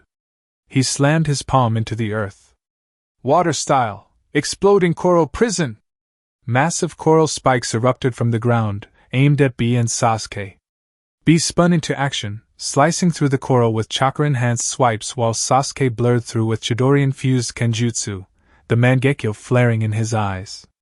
"I'm not done with you," Sasuke said coldly. He clashed with Kisame, lightning crackling around him. Kisame's sharkskin blade screeched as it scraped against Sasuke's Chikuto. The younger Uchiha twisted midair and unleashed Chidori Nagashi, electrifying the water beneath them. Kisame howled but didn't fall. Then came the swirl. Toby reappeared from the edge of the clearing, his single eye narrowing. "Time to stop playing games." Niji turned sharply, veins bulging around his eyes. "He's here." Toby blurred in, phasing past Guy's kick like a ghost. But Guy was already pivoting, sweat flying from his brow. "Fifth gate, open!" He burst forward with a glowing punch, striking empty air as Toby's body half phased and then solidified behind him. "That won't work, bushy-browed old man," Toby said mockingly. "But I've got something better." From his cloak, he pulled a kunai with a swirling seal and stabbed it into the earth. The air twisted, gravity fluctuating for a moment. It's a dimensional anchor! Tenten shouted. He's fixing himself in this reality. Correct. Toby stepped forward. No more tricks. Let's talk in pain. Sasuke charged first, his Sharingan spinning. Toby caught his wrist with one hand and raised the other. Don't blink. A shockwave of gravity erupted, slamming Sasuke backwards. Guy barely caught him, his knuckles bruised and split. Fu vaulted into the air, her body flickering with insect wings. Bug style, hollow spiral! She spun through the air, launching a barrage of chakra-hardened insects like shuriken. Toby twisted, and one cut his mask. A crack. His eye narrowed. You little. Be cut in. You talk too much, you freaky-eyed skunk. I'll drop your mask with a thundering thunk. He roared forward, chakra pulsing. Let's go, B. The valley shook. Gyuki's partial transformation surged from B's back, three tails unfurled like whips, crashing down on the terrain as B swung Samahata like a club of raw chakra. Kisame, bloodied, roared one last time and formed his greatest technique. Water style, Daikoden no Jutsu! A monstrous shark made of pure chakra erupted and clashed with Gyuki's strike. The explosion cracked trees and flattened hillsides. Fu skidded into cover, panting, and turned to Niji and Tenten. We need to get to B, now. Guy wiped blood from his lip. Then let's burn it all. Together, the group surged back toward the central field, rallying behind B, who had just knocked Kisame into a boulder. Sasuke stood, bruised and breathing hard, his Sharingan spinning rapidly. He closed his eyes, remembering Yukiko, Naruto, and Itachi's trust. When he opened them again, his Mangekyo bloomed. And the battlefield changed again. It was not an eruption of grief. It was the quiet scream of will, resolve, and evolution. No death had birthed it. No murder. No fratricide. Only the weight of his own heart. Kisame's smirk faltered. That's not possible. Toby's eye narrowed behind the mask. Impossible, he muttered. Mangekyo without a trigger? Sasuke stepped forward slowly, the wind pressing his soaked cloak back. His eyes burned with the new power, a swirling, triple-edged iris of crimson and black. I don't need to lose anyone else, he said coldly. Not to become stronger. He blurred forward, and the world bent around him. Katon Kagetsuchi! A wall of black flames erupted from the edge of his blade as he slashed horizontally. Amaterasu-born fire, pure and searing, curved in a crescent and consumed Kisame's retreat path. The water shark's slayer twisted to escape, but not fast enough. Flames licked his arm, searing flesh, and he screamed. Damn Uchiha! Sasuke was already behind him. Chidori formed in one hand. Black flames coated the other. End it, Gyuki urged from within B. Now, before he regenerates again. Sasuke didn't hesitate. Chidori Nagashi, Hell Bloom! The strike was merciless, lightning cracking through Kisame's chest, amplified by the searing cloak of Amaterasu. Samahata shrieked in response and thrashed wildly, but it was too late. The blade shuddered, then fell silent. Smoke rose from Kisame's chest. He choked on his own breath. Guess this is it, he rasped. He turned to B, chuckling weakly. You're strong. All of you, stronger than we thought. And then Kisame Hashigaki died with a jagged grin still on his face. Silence fell like a thunderclap. Fu exhaled hard, hands still covered in bug chakra goo. Niji released his Byakugan. Lee looked in awe. But Toby only stared at Sasuke. He didn't speak. He only turned, and vanished in a swirl of space. A few moments passed as the storm broke and light finally pierced the clouds. B withdrew his chakra cloak. Samahata quietly detached, crawling near his body again, quiet and unmoving. Fu stood beside Sasuke, still wide-eyed. You didn't kill anyone for that, right? Sasuke nodded, wiping blood from his jaw. No. How? Niji asked, stepping forward, stunned. Every record, every scroll says it only comes through trauma. Through the death of someone close. Sasuke looked ahead, eyes returning to black. Maybe. I've just seen enough. He didn't elaborate. But Guy, who had watched from the sidelines after shielding the younger genin, smiled with pride. He's a shinobi of Konoha. That's how. The air reeked of scorched earth and ozone. The battlefield was quiet now, too quiet, considering the scale of destruction left behind. Kisame's body lay broken beneath a crumbling slope, the shark-like sword Samahata twitching faintly beside him, as if unsure whether to follow its master into death or latch on to a new wielder. Not far off, the mangled remains of Deidara smoked against the blackened bark of a shredded pine. Fu stepped forward, sweat and blood streaking her cheeks, and reached down to the twitching blade. Samahata hissed at her touch, but she did not flinch. I'm not your next host, she said evenly. You're going back to your real home. Sasuke approached behind her, Mangekyo fading from his eyes. Take it, he said. At the summit, return it to the Mizukage. One less weapon for them. Niji stepped over, nodding. Kirigakyo will take that as a gesture of respect. Fu grinned, hoisting the blade with both arms. Then I'll make sure it gets there. A beat later, thunder rumbled again. But this time, it wasn't a jutsu. It was the Reignition. Flanked by Darui, C, and a squad of elite Kumogakyo Jonin, a burst over the ridge, his expression a mask of barely restrained fury. The ground trembled beneath him, chakra radiating in golden arcs. Weapons raised, his shinobi began to fan out, until Might Guy calmly stepped forward and raised a hand. Reikage-sama, Guy greeted. It's good to see you again. A's eyes narrowed. Might Guy, what is the meaning of this? An Akatsuki attack, Sasuke replied from behind Guy, wiping blood from his cheek. We handled it. Deidara and Kisame are dead. Tobi escaped. A scowl, glancing at the corpses, then to Guy. Is this confirmed?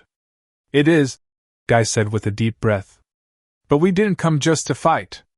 He nodded to Niji, who stepped forward and unfurled a sealed scroll bearing the Hokage's seal. We were sent by Lord Hokage Naruto Uzumaki, Niji explained. He requests a summit of the 5 Kage to discuss coordinated action against the Akatsuki. This battle, one of many, is proof that the threat can no longer be managed in isolation. A took the scroll, eyes narrowing as he read Naruto's neat handwriting. His jaw tensed. Where is the Hokage now? He asked. Preparing defenses, Guy answered. And reinforcing allies. He's trusting us to deliver his message. I rolled the scroll shut, then nodded sharply. Fine. We'll hold the summit. I'll send word to the others. He turned to his men. Get these leaf shinobi housed. Feed them. Patch them up. They'll join our party when we depart. Darui gave an amused look at the team. Consider that a welcome, Konoha style. Fu hefted Samahata over her shoulder. I'll try not to break your teacups. Guy stepped back and summoned his tortoise companion with a flash of chakra. With a scroll and a quick ink flourish, he wrote. Sasuke, Fu, and Team Guy engaged Kisame. B joined them. Deidara came to support, both targets reported dead. This time, it's permanent. Reikage has agreed to the summit. The tortoise vanished in a poof of smoke, speeding the news toward Konoha. As the bodies were covered in chakra residues scanned for lingering danger, the Konoha team finally began to breathe. Behind them, the storm passed. Above them, the real war began. The examination room at Konoha's medical tower was warm with sunlight filtering in through tall shoji screens. A soft breeze stirred the fabric of the curtains, carrying with it the faint scent of medicinal herbs and steamed rice from the kitchen wing. Kushina Uzumaki, barely 3, and already full of trouble, bounced on Naruto's lap, her bright blue eyes shining and her messy red hair pulled back in stubby pigtails. Her giggle echoed off the clinic walls as she tugged at her father's Hokage cloak, then twisted around to try and open the drawer next to them. No, no, Kushi-chan, Naruto said, gently steering her hands away with a chuckle. Those are Bachan's tools. You touch them and she'll poke me instead. Kushina pouted, then leaned against his chest with a small huff. Her whisker marks, a mirror of his own, scrunched as she frowned. Kuratsuchi sat nearby, her dark eyes following the two of them with a quiet warmth, but also a deeper weariness. Her hand rested on her still flat abdomen. The scars, emotional and physical, from the battle with pain hadn't faded. She had died. Naruto had watched her fall. And though Nagato's final act had restored her, the shadow of that day still lingered in Naruto's eyes whenever he looked at her for too long. Tsunade entered the room holding a scroll and a cup of strong-smelling tea. "Well," she said, glancing between them. "Looks like everything is progressing normally." Naruto straightened. "So?" Tsunade gave a sly smirk. "You already knew she was pregnant, Hokage-sama, so I figured I'd save the real surprise." Kuratsuchi raised a brow. "What surprise?" Tsunade rolled the scroll open and tapped it with one polished fingernail. "You're having twins." Silence. Then Naruto blinked. "Wait, what?" Kushina clapped, even though she had no idea why, and shouted, "Two babies!" Kuratsuchi stared at the scroll. "Twins?" "Identical boys," Tsunade confirmed. "Strong chakra signatures. And they're already squirming like their father." Naruto's mouth moved, but no sound came out. Kuratsuchi leaned forward, her expression unreadable for a moment. Then, slowly, she reached for his hand. "I guess we're really doing this, huh?" she whispered. He squeezed her hand. "We already are." But the mood shifted a little. Naruto's grip tightened, just enough for her to feel the tension under the surface.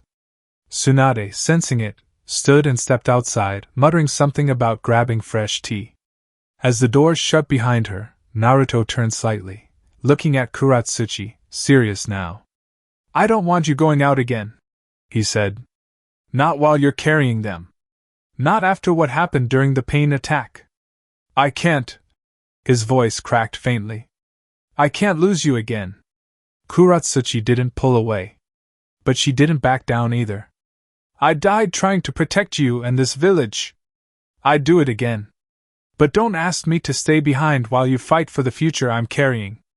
That's not who I am, Naruto." Naruto stared at her, conflict burning in his eyes. "I know you're scared," she said softly. "But I'm scared too. I'm terrified. But if I stay behind, knowing I could have helped, you think I'd be able to live with that? You think our sons would respect a mother who let others do all the fighting?" He dropped his forehead to hers, letting out a long breath. "You're not a soldier to me," he murmured. "You're everything. And that's why you need to trust me," she whispered back. "We fight together." Kushina, completely unaware of the heavy moment, had wandered over to a cabinet and was now proudly trying to fit a stethoscope over her ears.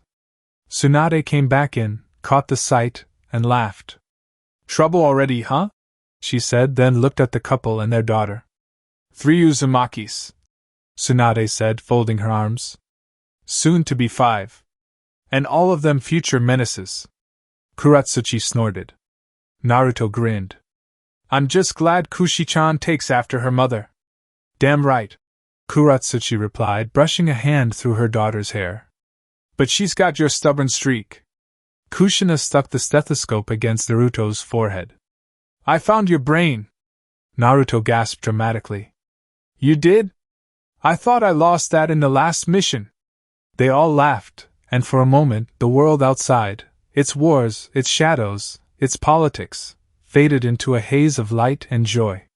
The sun was beginning to dip beneath the horizon, casting long golden rays through the wide hospital windows. It bathed the white walls of the intensive care room in a soft glow, a far cry from the harsh light that had first filled this space when they rushed Jiraiya in, torn, bloodied, broken. Naruto stood beside the bed now, one hand resting gently on the edge of the mattress. The machines hummed quietly. Steady beeps punctuated the silence. Jiraiya lay still, his body covered in fresh linens, one arm still wrapped in a sling of chakra-treated bandages. The once lively sage hadn't stirred since his return from Amigekure. Tsunade stood at the foot of the bed, her arms folded tightly under her chest, as if bracing herself against an invisible chill. "His vitals have improved," she said softly, not quite meeting Naruto's eyes. "The arm's healing. But his chakra pathways were damaged too severely. Even if he wakes up," she trailed off, "he won't fight again."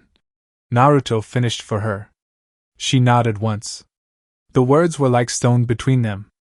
Naruto looked down at the man who had once been the wild, stubborn force that shaped him, his teacher, his godfather, his family. Jiraiya's face looked almost peaceful now. A quiet he never really wore when awake. "I wish you could see her," Naruto murmured. "Kushina. You were right, she's got her mother's spirit. And she talks nonstop. I think that's your fault." Tsunade smiled faintly, her eyes glistening. "I'm heading to the summit tomorrow," Naruto continued. "I wish you were up so I could get your usual dumb advice. Something like, just punch the Reignition until he listens." His voice caught. "I'm not ready to do all this without you, Ero-sennin. So wake up soon, okay? The brat you believed in is still trying to live up to that." Tsunade stepped forward and gently squeezed his shoulder. "He knows, Naruto." That night, Konoha glowed with a quiet stillness, the moonlight draping rooftops in a silver veil. Inside the Hokage residence, laughter had faded into the soft hush of bedtime. The air smelled faintly of sandalwood and clean cotton. Naruto sat on the futon with little Kushina curled against his side, her red hair a tousled halo as she clutched her frog plushie with one hand and a finger from Naruto's flak jacket with the other. The book in his lap was old and familiar, the tale of the utterly gutsy shinobi. He opened it carefully, as if it were a sacred relic, and began reading aloud in a gentle voice, his cadence steady, the words carrying more meaning now than ever. "And even when they told him peace was impossible, he said, 'I'll believe in it anyway. Because someone has to.'" Kushina blinked slowly, her blue eyes thoughtful. "That's Gigi's story," she murmured. Naruto paused. "You remember?" She nodded. "Gigi read it to me before bed once. Then he gave me candy and told me that I was the most precious treasure he ever found in this world, even more than all his secret research scrolls." Naruto laughed under his breath. "Sounds like him." "Daddy?" Kushina asked, glancing up at him with innocent certainty. "Can I see Gigi tomorrow?" Naruto hesitated. His smile stayed, but it was softer now, sadder around the edges. "Gigi's sleeping right now, sweetie. Remember? He's very tired from his last big adventure. But he'll wake up?" she asked, serious now. Naruto looked into those wide blue eyes, so full of hope, so much like his own, and gently brushed her hair back. "Yeah," he whispered. "He will. And when he does, he's going to want ramen and ice cream with you. So you better be ready." She beamed. "I'll save some dumplings too. Gigi says dumplings make dreams stronger." Behind them, Kuratsuchi stepped in quietly, arms crossed with a fond smile, listening from the doorway. She joined them on the futon, wrapping one arm around Naruto's waist and resting her head on his shoulder. "She remembers everything, huh?" she whispered. Naruto nodded. "Every little thing." Kuratsuchi glanced down at Kushina, who was now half asleep, murmuring something about training frogs and ramen stand adventures. "He better wake up," she said gently. "Or she's going to storm the hospital herself." "I wouldn't put it past her," Naruto replied, smiling. "She's your daughter too, after all."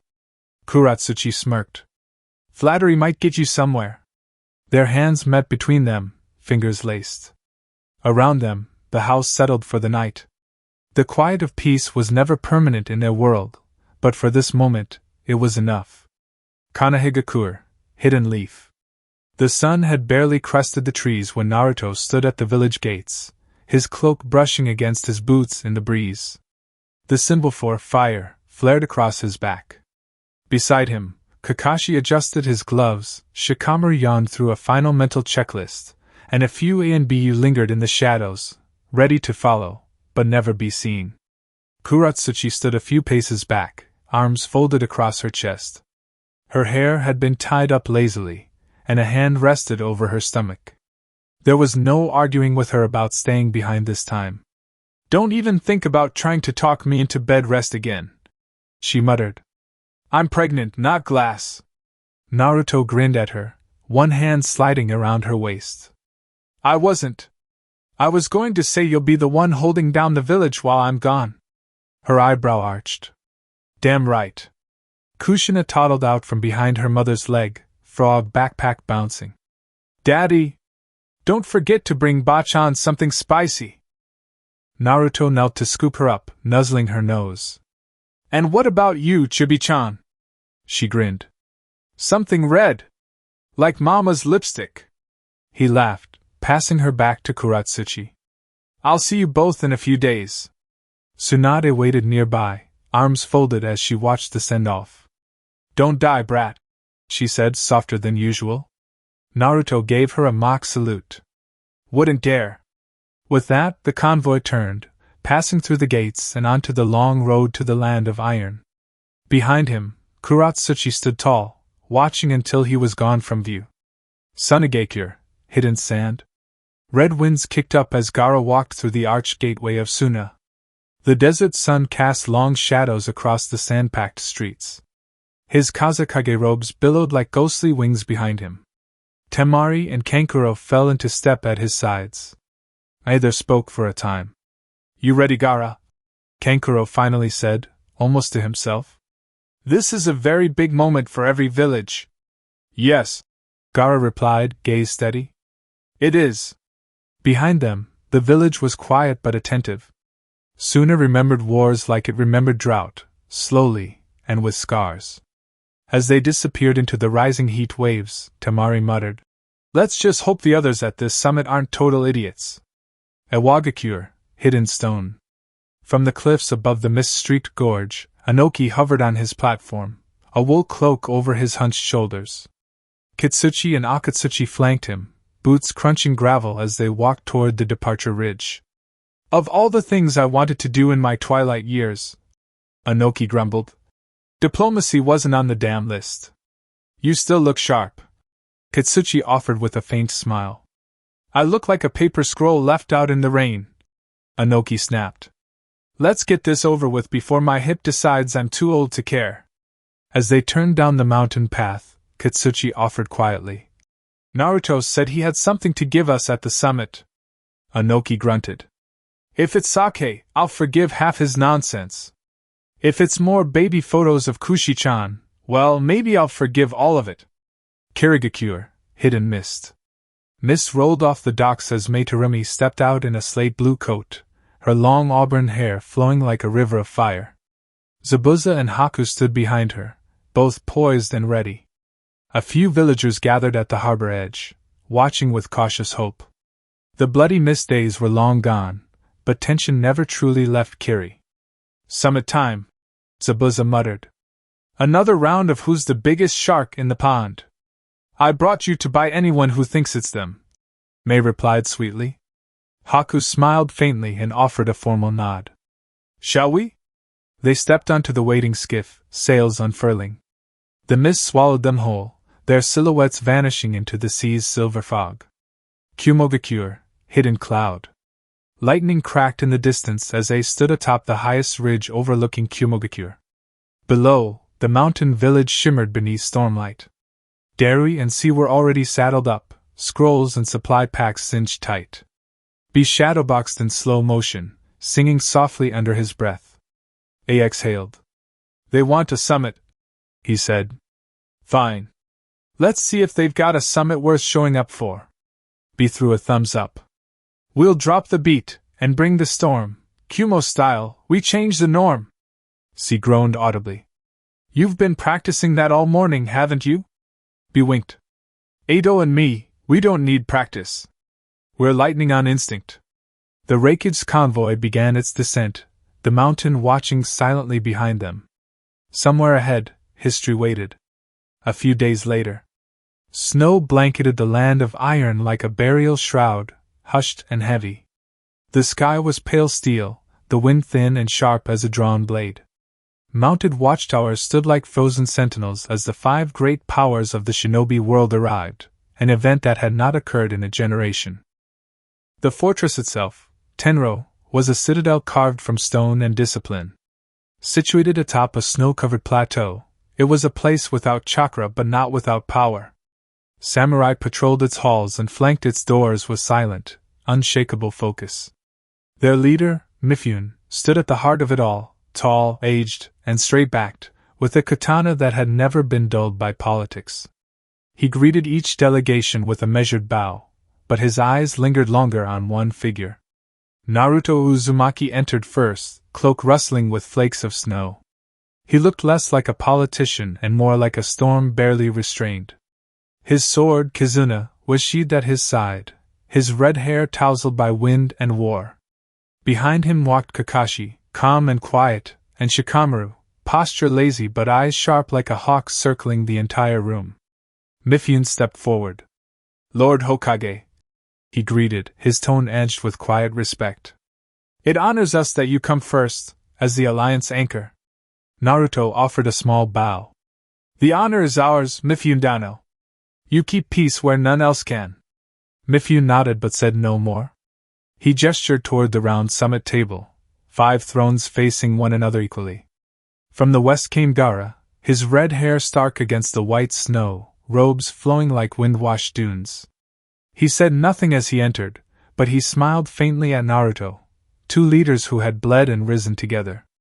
Temari and Kankuro followed, exchanging nods with Shikamaru and Kakashi. Naruto stepped forward and quietly clasped Gaara's wrist. "It's good to see you, Kazekage." Gaara nodded.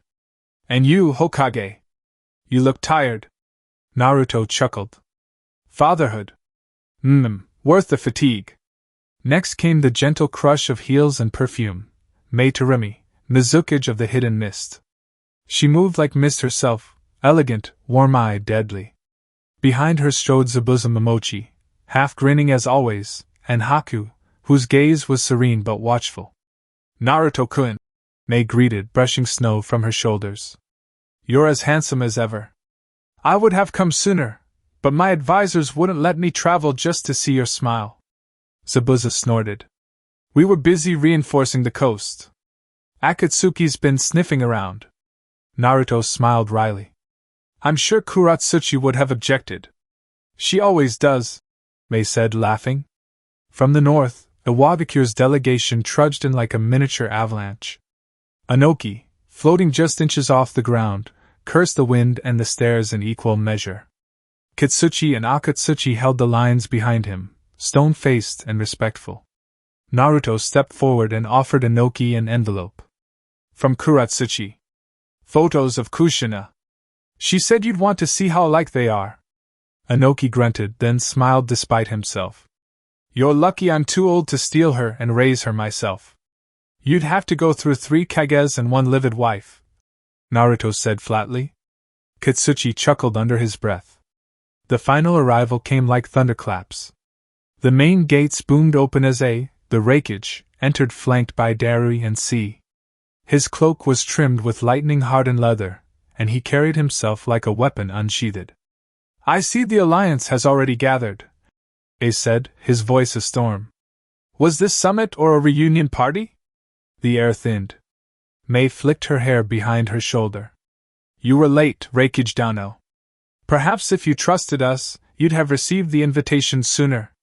Zabuza cracked his knuckles. "Or maybe he's mad he wasn't invited to the photo-sharing circle." A ignored them and took his seat with a heavy thud, arms crossed. Mifune raised a hand, quieting the undercurrent. "This gathering is not for accusations," he said. "The world stands on the edge. The Akatsuki have moved. You have all lost something. Some have lost more. It is time to decide whether you stand together, or fall apart." He bowed to the center of the table. Then stepped back. Just as the tension in the summit room began to solidify like ice over still water, the side entrance groaned open, iron hinges echoing down the vaulted hall. All eyes turned as the Konoha reinforcement unit arrived in stride. Fu led the group with a skip in her step, Samahata wrapped tightly in chakra bandages and slung over her back like a great, silent beast. Sasuke, Enbu cloak open at the collar and sword at his hip, walked just behind her, composed, focused, eyes sharp and unreadable. The trio of Team Guy followed, their presence loud even before they spoke, Lee bright-eyed with discipline, Neji quiet and observant, and Tenten, steady and carrying her own small scroll case of intel. Naruto stood from his seat the moment they entered. His red hair, windswept and now lightly flecked with gray ash from recent battle, caught the firelight as he approached. His eyes softened slightly when he saw them, comrades, students, friends. Fu broke away first, crossing the floor to where Meitarumi stood with Zabuza and Haku. Without a word, she gently unslung Samahada and offered it forward with both hands. "It belongs to Kiri," she said simply. "He used it against my friends. But I believe it still holds honor if placed in the right hands." Zabuza stared at the blade for a long moment, something unreadable flickering across his expression. He reached for it, gruffly, but reverently. "Thank you, brat." Haku smiled gently. "Kisame may be gone, but the sword can protect again." Mei placed a hand on Fu's shoulder. "You've grown well, little firefly." Fu beamed. Meanwhile, Sasuke approached Naruto, nodding in quiet deference. "Mission completed. Deidara is dead, for good this time. Kisame too. B is alive. The Reignition received our message and permitted our presence." Naruto placed a hand briefly on Sasuke's shoulder. "You did well, Captain. We'll talk more later." His tone shifted to commander mode. "For now, you and Team Guy are to stand watch outside. We'll return to the village together." Lee saluted with enthusiasm. "Yes, Hokage-sama." Neji gave a curt nod. "Understood." Tenten winked. "Keep the fireworks inside, yeah?" Sasuke gave Fu a short glance as they turned to leave. She stuck out her tongue and whispered, "You owe me lunch after this." He smirked faintly before disappearing with the others into the corridor beyond. Back in the summit hall, the remaining Kage watched silently. Mifune stepped forward once more. "It seems," he said slowly, "that the fifth Hokage of the Leaf comes not just with strength, but with loyalty. Your forces arrive intact, your mission is completed, and your enemies fall one by one." Naruto turned, letting his cloak settle behind him. "And yet the true battle is only just beginning." He returned to his seat. The room bristled with anticipation. "Now," Naruto said, locking eyes with the Reignition, "let's discuss the war Madara Uchiha is about to bring to our doorstep. The Kage summit begins." The round table, carved from obsidian and ringed by fire sconces, cast long shadows across the chamber as the five Kage took their seats. Mifune, the leader of the Iron Country and chair of the summit, stood at the head of the circle. His silver hair and angular armor reflected the steady firelight. His twin daisho blades hung silently at his hip, symbols of peace, though forged for war. To his right sat Naruto Uzumaki, the fifth Hokage, draped in white and flame-trimmed robes. His red hair caught the light like smoldering embers. To his left, seated with military composure, was Kazekage Gaara, flanked by Temari and Kankuro. Meitarumi, Mizukage, watched from across the table, calm but alert, her trusted Zabuza and Haku nearby. Anoki, aged but ever wily, sat with arms crossed and Kitsuchi behind him. And at the far side of the table, seated like a storm about to break, was the Reignition, muscles tensed, jaw set, and no trust in his eyes. Darui and C stood behind him, unreadable but attentive. Mifune opened the summit. "The Akatsuki have escalated. Villages are under siege. Jinchuriki hunted. Shadows gather." He turned to Naruto. "Begin." Naruto stood slowly. "Kakuza and Haiden are dead," he said. "So is Pain. Konoha was attacked, leveled nearly. We defended and survived. I fought Pain personally. He's gone." Gasps rippled quietly through the room. "Konoha has already suffered losses," he continued. "But this isn't just our war anymore." He turned, addressing all of them. "The Akatsuki have begun an endgame. We believe Madara Uchiha is behind it. He intends to use the reanimation jutsu, and the moon itself, to cast a genjutsu over the world." Mei frowned. That sounds absurd. Anoki rubbed his chin. If it weren't Madara. Gaara leaned forward. We've confirmed it. Konan defected after Pain's death and surrendered the Rinnegan. She and Itachi Uchiha are now monitoring the fallout in Amigakure. Wait, I growled. Did you say Itachi Uchiha? Naruto didn't blink. Yes. You brought a traitor into the fold? A criminal? He's been working for Konoha since the beginning, Naruto replied. He infiltrated the Akatsuki as a spy on orders from the third Hokage and Danzo. Everything he's done was to prevent a civil war and protect the leaf. Gasps again. Gaara narrowed his eyes. I spoke to Itachi myself. I believe him. Mei folded her arms. And I've seen what Zetsu has done. If the Akatsuki are planning this, and he's compromised the intelligence lines, then yes. We're all targets. His fist slammed the table. This is rich. The Akatsuki are made up of your people. Rogue Uchiha. Rogue Mist Swordsman. IWA rebels. Leaf monsters. You want us to believe you're clean now? That you're the solution? Naruto didn't flinch. We're the ones dismantling them, he said calmly. The hidden leaf destroyed Root. We stopped Pain. We turned Itachi. Sasuke took out Deidara. Fu and Team Guy helped defeat Kisame. He locked eyes with A. You can question our past. Or you can join us in surviving the future. Silence stretched like a drawn blade. Mifune finally cleared his throat. So, who leads this alliance? A stood. I do. I'm not trusting the Fox Boy with a global army. Naruto smirked faintly. Fine. You can have the title. But I have one condition. A narrowed his eyes. What? You let Killer betrain me and Fu. We need to master our tailed beast's powers before the final war. A considered, then nodded once. Deal. At that moment, a rippling distortion shimmered at the far end of the chamber. From the void stepped a figure clad in the black cloak of the Akatsuki, its crimson clouds pulsing like blood on velvet. His face was hidden behind that now infamous orange spiral mask, single eye hole revealing the glowing Sharingan beneath. Toby. The very name made the temperature drop. Peaceful gatherings like this are so rare, he said, his voice light and almost amused. I couldn't resist. The shinobi leaders stood as one. Step forward and die, Zabuza snarled. Toby ignored him. I come not to fight. Not today. I've simply come to offer a deal. A deal? Raikage's voice rumbled like a thundercloud. The 9 tails. The 8 tails. And the 7. Hand them over, and there will be no war. Toby let that sink in. That's all I want. The rest of your pathetic villages can scurry around in peace. Naruto stepped forward, cloak rippling, red hair casting a deep shadow across his eyes.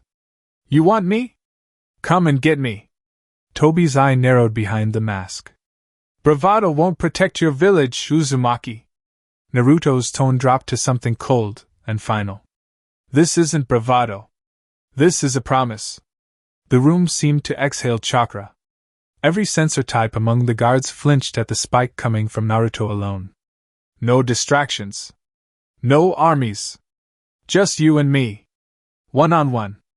A step forward now, claiming his right as commander. Not yet, he growled, lifting a hand to Naruto. You're not throwing yourself at him while we're still organizing our forces. Let him run. Naruto stared ahead without blinking. I wasn't going to ask. Toby tilted his head, finally focusing entirely on the Hokage. There it is, he said softly. That same look the sage once wore. As if you could rewrite the world. He chuckled. You terrify them, Naruto Uzumaki. Almost as much as I do. But in the end, all will sleep beneath my moonlight. With a final swirl of chakra he vanished, his words lingering like frost. Prepare for the 4th Great Ninja War. There was a long silence in the room. Then Mifune, voice steady as steel, stepped forward. We will not be moved by fear. Slammed his hand on the table. Begin full mobilization. every nation, every village, every shinobi. We strike before he completes his preparations. Naruto slowly turned, voice still tight and sharp. Then we train. We strategize. And we hit them hard. He glanced around the table. I have a proposal. The room turned toward him in near unison. Naruto continued. Kabuto is the linchpin. Edo Tensei. Madara's army. All of it hinges on him. If we can find and eliminate Kabuto before the war begins in full, we end this before it spirals. A's gaze narrowed. You're suggesting an assassination operation? I'm suggesting a surgical strike, Naruto said, unwavering. No grand march. Just intel, precision, and speed. No army if there are no pawns. Gaara gave a slow nod. I agree. Strike the shadow before it grows into a storm. A exhaled through his nose. Then we pool our intelligence. The moment we find him, we go. There was a collective murmur of agreement, even from the stiffer elements of the delegation. I then turned to Naruto with a directness that could cut steel. And you, take Fu and get to the island. Killer Bee will train you both. I want you battle ready. No half power. Naruto stood and walked over, pulling from within his robe a tri-pronged kunai. He handed it to A. When you're ready, plant this. I grunted, eyes scanning the inscription. That space-time jutsu of yours. Only takes a second, Naruto said quietly. I nodded. Later, as the delegations dispersed in staggered groups, Naruto sought out the Iwagakure side. Inoki stood near the edge of the stone hallway, levitating slightly to ease the strain on his back, while Katsuchi went over logistical dispatch scrolls. Oh! Naruto called out as he approached. I almost forgot something. Inoki turned slowly, his usual sour look lifting into something warmer. If it's a mission report, save it. If it's more pictures of my great-granddaughter, hand them over. Naruto smirked and passed him a small scroll, unsealed. Inside were even more updated photos of Kushina, wearing a fox-ear hoodie, grinning wide with her little wooden kunai held like a sword, and another of her asleep against a grumpy-looking Gamakichi. Look at this rascal, Katsuchi said proudly, holding one up to the light. She's got her mother's fire and your hair. And her great-grandfather's eyes for mischief, Inoki added with a grunt. She's going to cause all sorts of diplomatic headaches one day. Good. Naruto smiled, warmth in his chest. She misses you both. She talks about Gigi and Grandpa Rock. Katsuchi chuckled. We'll spoil her next time. She'll hold you to it, although she might not be the only one, Naruto replied. They were confused by that. So, he continued on. Kuro-chan is pregnant again. Twins this time. Boys. He smiled unabashedly as they took in the news by surprise. Is that right? Katsuchi responded, and smiled. Congratulations, son! I am so proud of you both. Give Kuratsuchi our congratulations and tell her we will come to visit her soon. Inoki responded with a big smile on his face. I will. Have a safe journey home. With that news they headed out as well. Happy to hear that their family was growing and the next generation was coming together as they planned. The Kage departed one by one, each escorted by their elite guards. Soon, the only ones remaining in the summit hall were Naruto and Mifune, the leader of the Land of Iron. The older man stood with practiced stillness, his gloved hands resting over the pommel of his sheathed katana, Tetsugen. Lord Hokage, Mifune said, his voice low and level. You carry your position not like a burden, but like a blade. Naruto approached, pausing a respectful distance away. I've had to forge who I am.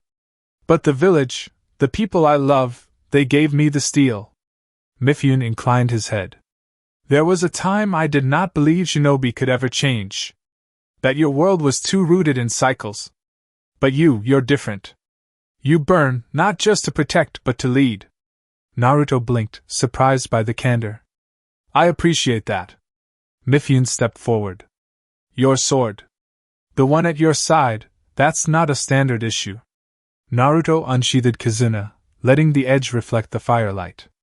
This blade belonged to the last king of Uzushio. It's more than metal. It carries memory and promise.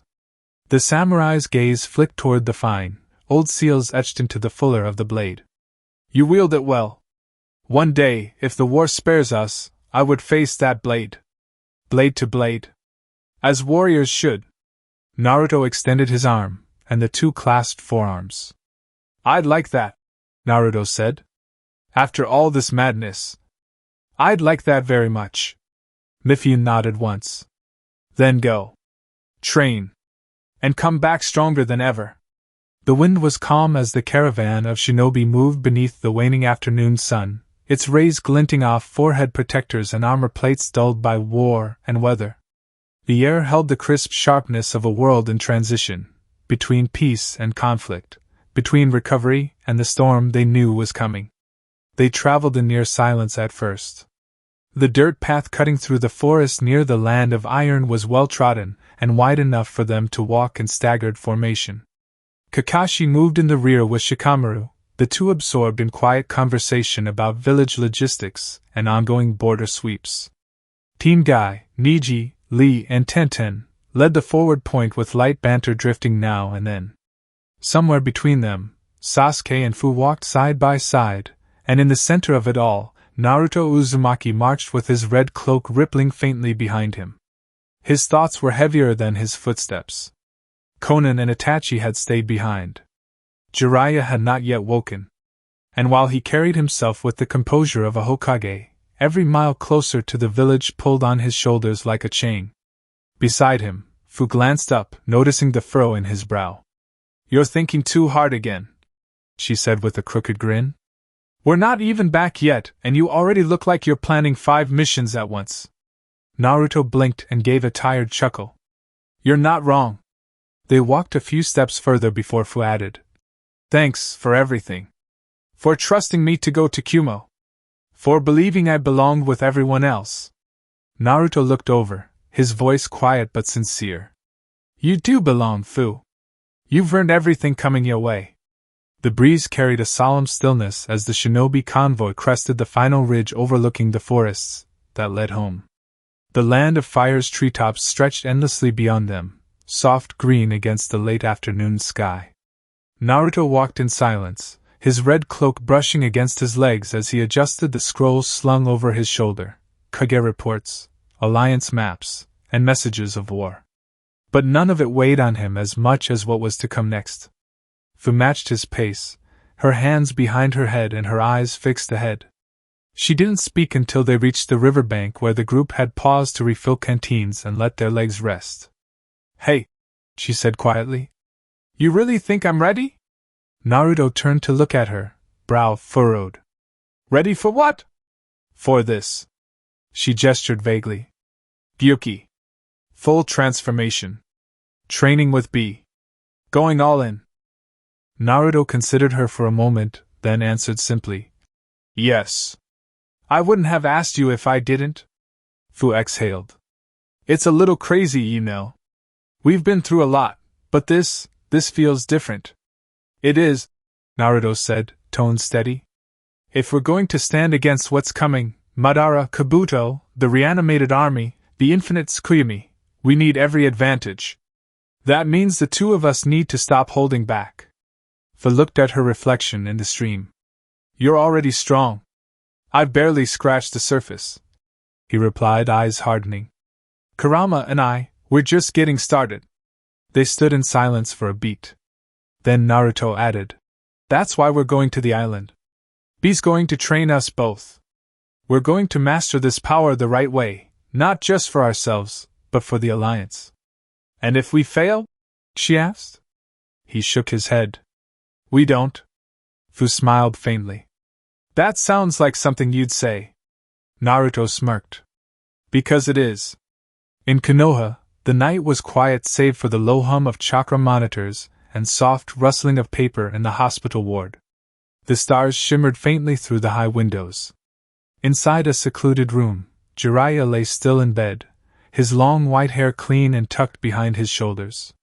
Bandages wrapped his torso, and his left arm was braced, healing slowly but steadily. Tsunade had done all she could. A monitor beeped steadily, unmoving. Then, his fingers twitched. His brow furrowed. And slowly, painfully, Jiraiya's eyes opened, blinking against the dim light. His gaze drifted across the room, dry lips forming a raspy whisper. Naruto! The light from the monitor flickered just a little brighter. End of the shadow of the Akatsuki arc. Up next. War. Your Madara Uchiha? The ghost of the Uchiha? What a disappointment. To think Shodaime Dano had such a tough time taking you down. But then again, I am not Shodaime. To think there would be someone other than Hashirama, who could match me in a fight? I declare you as the strongest shinobi of this age. And I name you the most disappointing shinobi of your age. The War Arc. Chapter 53, Calm Before the Storm. The walls of Konoha rose before them, tall and familiar. Above them, the Hokage monument watched in solemn silence, its stone faces lit in amber gold as the late sun dipped toward the horizon. Naruto's own likeness now stood beside the others, rough and fresh, the edges still bearing the marks of chisels not yet worn smooth by time.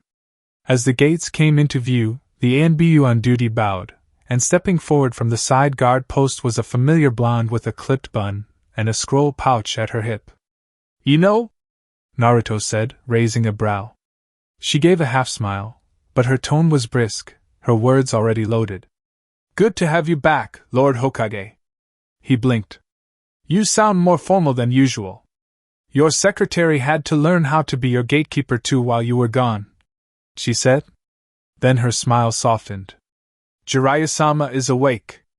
Naruto's eyes widened slightly. The breath caught in his throat. He woke up this morning, she added. Stable, alert, annoying the nurses. Tsunade-sama hasn't left his side. Naruto nodded slowly, letting that relief settle deep in his chest. Where's my family? At the estate. Lady Kuratsuchi has already begun meeting with clan heads. They're preparing for mobilization. Of course she is. He exhaled through a tired smile. Thanks, Ino. She gave a salute, half mocking but full of respect. You've got about a dozen reports waiting too. I'll read them after I breathe. Jiraiya's recovery room. The hospital walls were quiet, the hum of chakra monitors low and rhythmic like a heartbeat in the walls. The pale sunlight filtering through the window gave the room a calm, hazy glow. Inside, Jiraiya was propped up against a mountain of pillows, bandages wrapping his chest and shoulder, a half-empty bowl of miso soup on his side tray. Across from him, Tsunade sat barefoot on the windowsill, arms loosely crossed, watching him like a hawk, but her expression softened just slightly when Naruto entered the room. The moment Naruto stepped in, the tension broke. Without a word, he crossed the room and hugged Jiraiya hard. The old man wheezed. Watch the ribs. They're new. Naruto pulled back but didn't sit down right away. You had us worried. Jiraiya managed a lopsided grin. You should see the other guy. I did. He's buried. Jiraiya's eyes glinted, then turned a little more serious. Tsunade filled me in. Nagato. Konan. You helped him find peace. Naruto raised a hand. You don't need to thank me. If it wasn't for you, none of this would have happened. He stepped back, finally taking the chair beside the bed. You were the one who believed in me before anyone else. Before I believed in myself. And now, everything I'm doing, the man I've become, the people I've saved, it all started with you. Jiraiya blinked. History's going to say I changed the world, Naruto said quietly. But if they tell the truth, they'll say it was because of you. Tsunade looked away, her lips tightening. Jiraiya swallowed hard. You're making it hard to keep my tough guy image, brat. You never had one, she murmured. Naruto smirked, but it faded quickly. He straightened. We've convened the 5 Kage, he said. A is leading the joint force, but I'm coordinating strategy and deployment. The Akatsuki's plan has shifted. Madara's moving fast, and Kabuto has perfected Edo Tensei. They're raising the dead. Jiraiya's good eye narrowed. Naruto continued. We've confirmed the existence of the 10 tails. The statue was a shell, it's waking up. B. Fu and I are the last Jinchuriki. They're going to come for us. Tsunade sat forward. You're going to train with B? Naruto nodded. Mastering Kurama's chakra, completely. Fu's doing the same with Chome. We'll be away for a while. And who's looking after the village while the Hokage is away?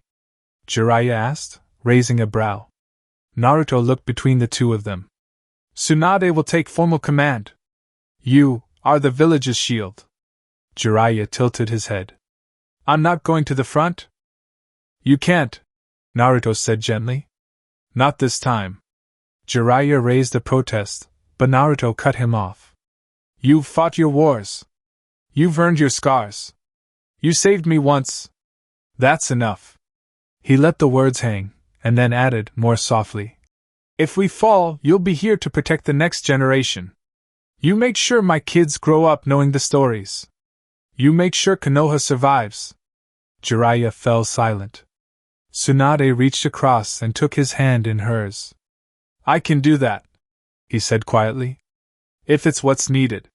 Naruto stood and offered a small smile. Just don't fall asleep again. You snore like a war drum. Tsunade chuckled. Jiraiya tried to laugh but winced, and grinned anyway. Returned to the Uzumaki estate. The sun had dipped past the rooftops when Naruto finally stepped onto the porch of the Uzumaki estate, a quiet house nestled on a slope between the training fields and the outer residential rings. A new compound constructed after the war with Kiri, but old enough now to feel lived in. The lanterns were already lit. A faint clatter from the kitchen echoed as Naruto slid open the door, the scent of grilled fish and warm rice drifting through the hall. In the distance, he heard the soft patter of feet, no, webbed feet, slapping against the wood. Yo! Came the high-pitched call. Gamakichi came bounding down the corridor, a scroll tucked under one arm. Welcome back, boss! Naruto chuckled and caught the scroll mid-toss. You holding down the fort? Course I did. Kushi-chan only tried to summon a toad inside the pantry once this week. Just then, laughter echoed from the living room. Naruto stepped around the corner, his expression softening at the sight. Kuratsuchi, standing over a half-finished tactical map with red markers scattered across several quadrants, a pencil tucked behind her ear. Kushina, now almost 3, ran circles around the low table, red pigtails bouncing, a wooden kunai clutched in one hand. Kushi-chan, Kuratsuchi called. No attacking the tatame. That's not your enemy. But Aunt Anko said. Aunt Anko's grounded. Kushina pouted, then noticed the shadow in the doorway. Her eyes lit up. Daddy! Naruto barely had time to brace before she launched herself at him.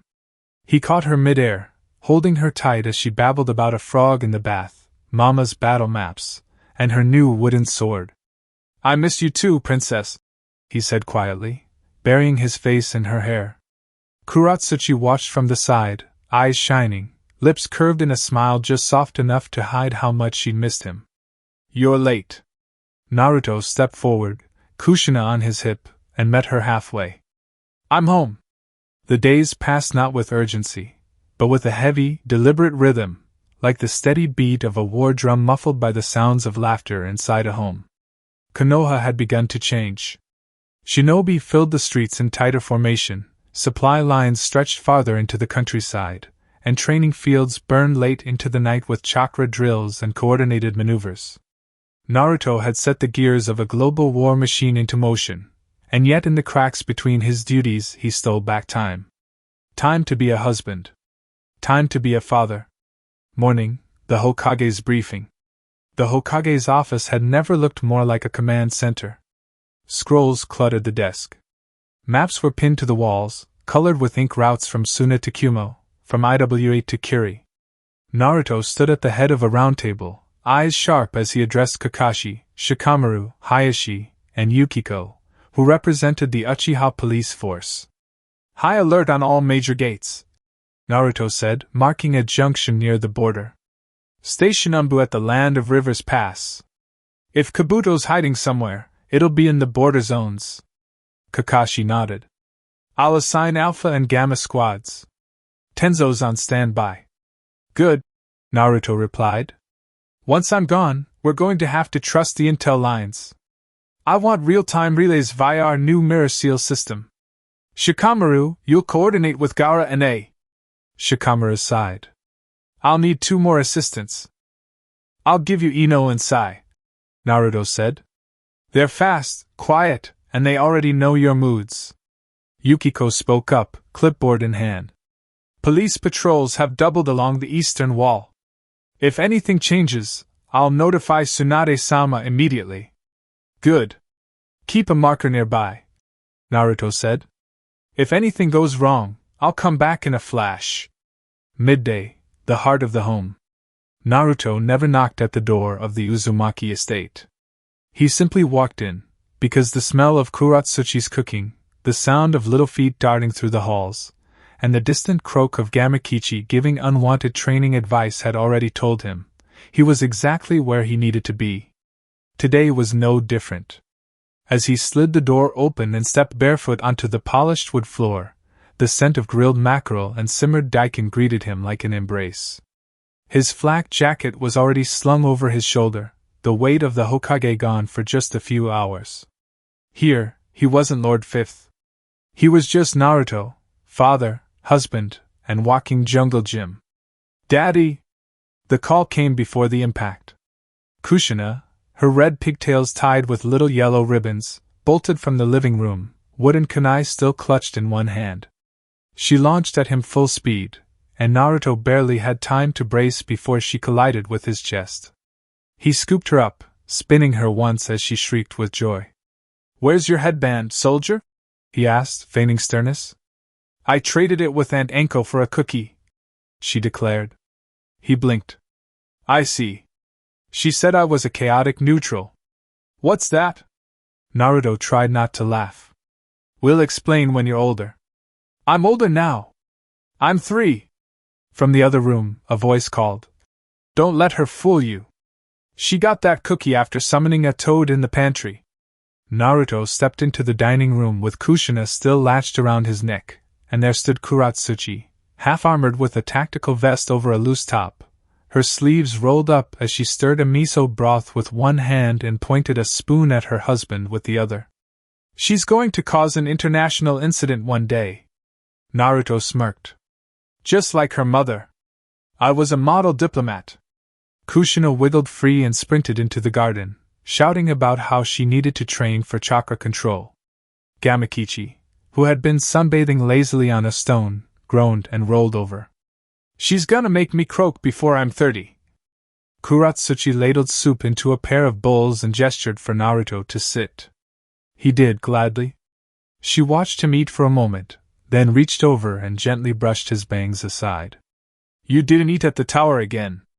"Didn't have time," he said around a mouthful of rice.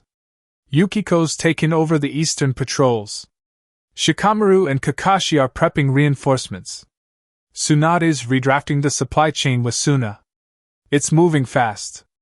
Kuratsuchi nodded, but her gaze lingered. "What about you?" he asked. "You've been buried in clan meetings since we got back. IWA sent over 4 specialists to help with reinforcement seal arrays," she replied. "Hayashi and Inoichi are building mental link networks between units. We're warproofing the entire grid." He reached across the table, taking her hand.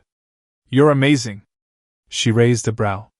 "I'm 6 weeks pregnant with twins and I'm still handling twice your workload. Which is why," he said, lifting her fingers to his lips, "you're very amazing." She sighed, smiled despite herself, and leaned her forehead against his. For a few long seconds, they simply breathed.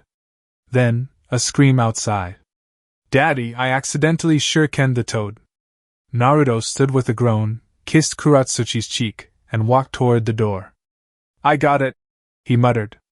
"Again. You sure you don't want to take the twins with you to the war instead?" she teased. Naruto turned with a grin. "At least they don't throw cutlery yet." "I heard that," Kushina called from the garden. The Uzumaki estate glowed from within. Paper lanterns floated in soft, golden pools along the wooden porch, flickering gently in the early night breeze. The scent of grilled fish, simmered vegetables, and sweet plum rice wafted through the courtyard. Laughter echoed from both adults and children, the rare kind that was unburdened and light. Tsunade, glass in hand, had kicked off her sandals and was lounging on the endowa like she owned the place. Her long blonde hair was loose tonight, shoulders relaxed for once, feet crossed. Kurenai sat nearby, red eyes amused as Mirai and Kushina scampered in circles around the koi pond with wooden kanai, pretending to be covert ANBU mermaids. Mirai! Kurenai called out, half laughing. You are not allowed to climb the water wheel again. Why not? It's for stealth. Because last time you flooded the garden. From the other side of the porch, Shizen chuckled into her glass as Rei, Kakashi's son, tried to convince Gamakichi to wear a towel like a cape. I'm telling you, Rei insisted. You'd look more like a superhero. I already am a toad-shaped war legend. Gamakichi grunted. Don't downgrade me to street cosplay. Naruto, sitting cross-legged near the veranda steps, passed around a tray of sake. Kakashi, lounging beside him with one hand propped behind his head, caught his cup lazily. Have I mentioned how peaceful this is? He murmured. Almost suspiciously so. That's because we're not talking about the war. Naruto replied, pouring for Jiraiya next. That's the rule tonight. Jiraiya lifted his cup, smirking beneath the bandages still wrapped around his shoulder and arm. A rule made by a father trying to enjoy his last few nights of quiet. Naruto smiled. You figured it out, huh? I raised you, brat. Kuratsuchi appeared from the inner hall, carrying a tray of wine and sweets. Her hair was tied back loosely tonight, face flushed from the warmth of cooking and laughter. She joined Tsunade, Kurenai, and Shizen, handing off glasses before sitting down beside Naruto. We've got at least 2 hours before the kids collapse, she said softly, leaning into his side. Plenty of time to make fun of Jiraiya, Tsunade added with a smirk. Plenty of time for you to refill my cup, Jiraiya countered. And speaking of which, he held his drink up. After this war, I think it's time I returned to what I should have stuck with years ago. Naruto raised an eyebrow. You mean perving? No, Jiraiya laughed. Well, maybe just professionally. I'm thinking Ika tactics. Shizen nearly spat out her wine. Tactics? You've got political tension, moral dilemmas, chakra suppression scenes, romantic miscommunications in enemy territory. Perfect blend of smut and emotional growth. I'd read it, Kakashi murmured without missing a beat. Of course you would, Tsunade muttered into her wine. As the moon climbed above the trees, the children finally began to slow. Kushina curled up beside Rei, babbling sleepily about Toad Jutsu and her future Hokage office. Mirai, still trying to stay awake, used Kurenai's lap as a pillow while frowning at the stars. The laughter softened. Kakashi leaned back, gaze on the sky. We've seen so much, and yet somehow these moments always feel the rarest. Jiraiya grunted in agreement. That's because you never realize what peace means until you've bled for it. Naruto looked around at the people who mattered, his mentor, his comrades, his wife, his child, and the friends who had become family. He let the moment settle, deep and still, into his memory. Because he knew. By tomorrow, everything would change. The quiet was thick with peace. The kind of stillness that made you forget there was a war waiting just beyond the horizon. Naruto stood in the doorway to the living room of the Uzumaki estate, arms crossed as his gaze softened on the sight before him. The hearth had dimmed to a soft glow, and spread across the thickest futon in the house was Kuratsuchi, asleep on her back in one of his old shirts, her dark hair loose and falling across her face. Curled on top of her chest was Kushina, limbs thrown carelessly in every direction, mouth parted in a sleepy pout. Her red hair stuck up in soft spikes, her cheek pressed against her mother's collarbone like it belonged there.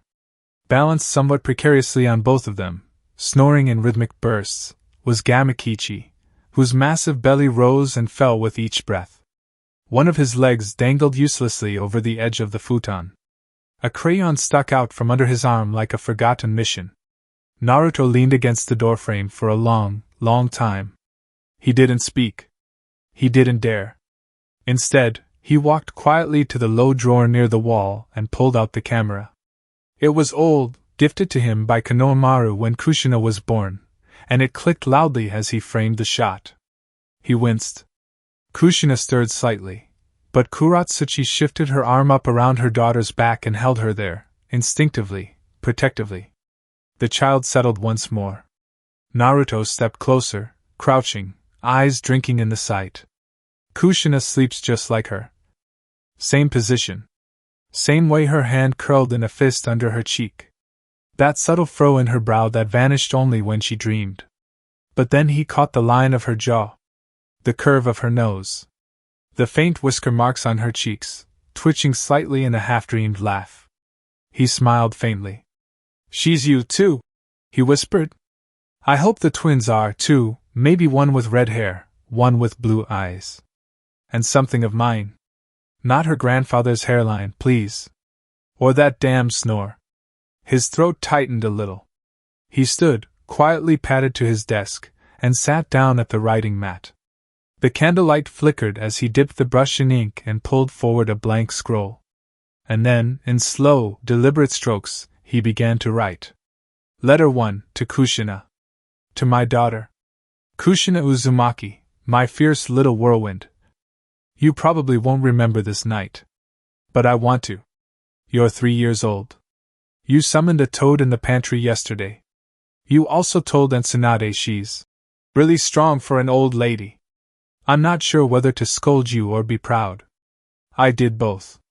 Your mother is the strongest woman I've ever known, and she loves you so much that it scares me sometimes. You don't know it yet, but you've already changed the world. You changed my world. You made me softer. You made me smarter. You made me a better Hokage. But more than that, you made me a father. And if I don't come back, I need you to know that I wanted more than anything to be there. To read you stories. To see you graduate. To walk you to your first mission, and your last one. To see the day you find someone who looks at you the way I look at your mother. But if I can't, then let this letter be the proof. I loved you more than life itself. You were my second chance at having family. And I hope you grow up strong, kind, mischievous, and full of love. Just, please don't destroy the house. Tell Gamakichi I said he's grounded for eternity. Love always. Dad. Naruto blinked back the burn in his eyes as he sealed the scroll gently, tying it with red silk. He reached for another and hesitated only for a second before beginning again. Letter 2, to my sons. To my boys. I don't know your names yet. I don't know what color your eyes will be, or whether you'll cry at night, or whether you'll be calm like your mother or wild like me. I don't know which of you will be older, or if you'll grow up trying to outdo each other every day. But I know this. You are loved. Completely. Unconditionally. Your mother is the fiercest woman I've ever met. She will protect you with everything she has, and teach you to be brave and loud and honest. She'll teach you how to use your elbows and your words. She'll show you what it means to fight for your home. And me. Well, I hope I showed you how to love it. I wanted to be there for your first words. First steps. First pranks. First kunai. But if I'm not, know that I fought for your future. That I fought so you could grow up in a world that didn't treat peace like a dream. Be good to your sister. She's your fire and your compass. And don't let anyone tell you your name is all you are. You are Uzumaki. And that means you're already enough. Love always. Dad. Naruto sealed the scroll and let the ink dry. Then he reached into the drawer of his desk and laid both letters carefully inside. A third note sat folded beside them, addressed in clean strokes. To Jiraiya, if I don't come back. Give these to my kids. Tell them everything. And tell them I was happy. He stared at the drawer a long time before closing it gently. When he turned back to the living room, the candlelight danced across the wall. He walked quietly toward the pile of bodies on the futon. Kuratsuchi shifted slightly in her sleep as he lowered himself down behind her, arms sliding carefully around her waist. Kushina stirred, turning slightly, and curled her hand into Naruto's shirt. He smiled, pressed his lips to Kuratsuchi's shoulder, and whispered into the warm silence, "I'm coming back." And the night, for a moment longer, held still. The training fields were quiet in the morning light, the mist still clinging to the tree roots like remnants of half-formed dreams. The village behind them stirred with early movement, market stalls opening, patrols shifting, a world on the edge of war pretending for just a moment to be at peace. Fu stood near the tree-line, the sunlight catching on the curve of her cheek, pack slung across her shoulder. Her usually bright expression was subdued, but her eyes, those sharp, jade-green eyes, were steady. Across from her stood Shino Aburame, posture as composed as ever, though his gloved hands fidgeted faintly at his sides. "You didn't need to come see me off," Fu said softly. "I needed to," Shino replied. They had been together for over a year now, a slow-growing, quietly fierce love. Shino was deliberate in all things, often unsure how to show his emotions, but with Fu, he had learned to be present. To simply stay. And Fu, bold, unrelenting, full of heart, had never once doubted him. Not even now. Fu smiled, her fingers brushing back her hair. "So, I'm going to get stronger. Gotta be the best version of me for when I come back." Shino nodded. "I know you will." There was silence. Then she stepped forward, no hesitation, and pulled him into a deep kiss. His hands found her back, holding her like he was still learning how to let himself want things. Her fingers curled into the fabric of his jacket. When they broke apart, breathless, she whispered, "I'm yours, you know." Shino's reply was quiet, but firm. "And I'm yours." The light caught on something as she shifted, a ring, thin and elegant, resting on her finger like a secret she wore proudly. He had proposed the night before. No fanfare. No crowd. Just the two of them, a cluster of fireflies, and a soft-spoken question that she had answered by tackling him to the ground with a laugh and a yes. "Don't let anyone tell you I don't commit hard," she said, flashing the ring. "You commit to everything hard," Shino said, the corners of his mouth tilting upward. Not far from them, beneath the shade of an old tree, Naruto and Kuratsuchi stood in their own embrace. Her hands rested against his chest, his forehead against hers. Their words weren't audible, but the kiss they shared said everything that needed to be said, drawn out, unhurried, the kind of kiss you remember when the nights get too long. Kuratsuchi leaned into his shoulder and let him hold her, while Naruto stared past the tree-line, already feeling the weight of what came next. Fu pulled back from Shino and smiled. "Tell the bugs I'll miss them too. They are already upset." Naruto's voice echoed across the field. "Fu! We're moving!" Fu turned toward him. Naruto stood a few meters away, kunai in hand, dressed in black and crimson traveling gear with the Uzumaki crest glowing faintly at his back. His face was serious, but when he looked at Fu, there was something brotherly and gentle in his eyes. "I'll be back," she whispered to Shino. He nodded once, the wind tugging at his collar. Fu walked toward Naruto, stopping at his side. "You ready?" he asked. Fu glanced back only once, locking eyes with Shino, who still hadn't moved. She exhaled slowly. "Yeah. Let's go master a biju or two." Naruto grinned. "Hold on." He flicked the Hiroshin kunai toward the marker that B had set on the island weeks ago. The air shimmered. A sudden gust tore through the grass. And in a red flash, they were gone. It was red, a burst of deep crimson light that tore through space like a flare of sunlight at dusk, vivid and sharp. In the blink of an eye, Naruto and Fu materialized at the edge of a lush cliffside, wind slapping against their cloaks as the scent of salt water and old moss filled the air. They had arrived. The island was alive with chakra. Seals glowed faintly across the rocky outcrops, warding sigils humming beneath the earth. Trees stretched thick and wide, canopies casting shade over the secluded training grounds built long ago for a single purpose: to tame the beast within. Fu stood beside Naruto, eyes wide. Wow! She turned slowly, taking in the towering cliff faces, the vines snaking up old stone, and the echoes of birds in the trees above. Naruto exhaled. This place hasn't changed. From up the path, a deep voice rang out, loud, unapologetic, and unmistakably musical. You! My guests from the leaf, you've made the leap. Time to rise up and not fall asleep. Killer Bee bounded down the rocky slope like a man half his age, his twin swords bouncing across his back, dark shades perched on his nose. His grin was wide and toothy, and he landed in front of them in a crouch before sweeping into a casual stance. Fu blinked. Did he just wrap us into an introduction? Bee threw her a wink. Seven Tails host with the fierce green flash. Gonna help you burst, find your inner clash. Naruto groaned under his breath. Yep. We're back. Bee straightened, giving Naruto a nod of respect. Red flash shows you've leveled up, kid. Took me off guard with that one. Naruto adjusted the strap of his pack.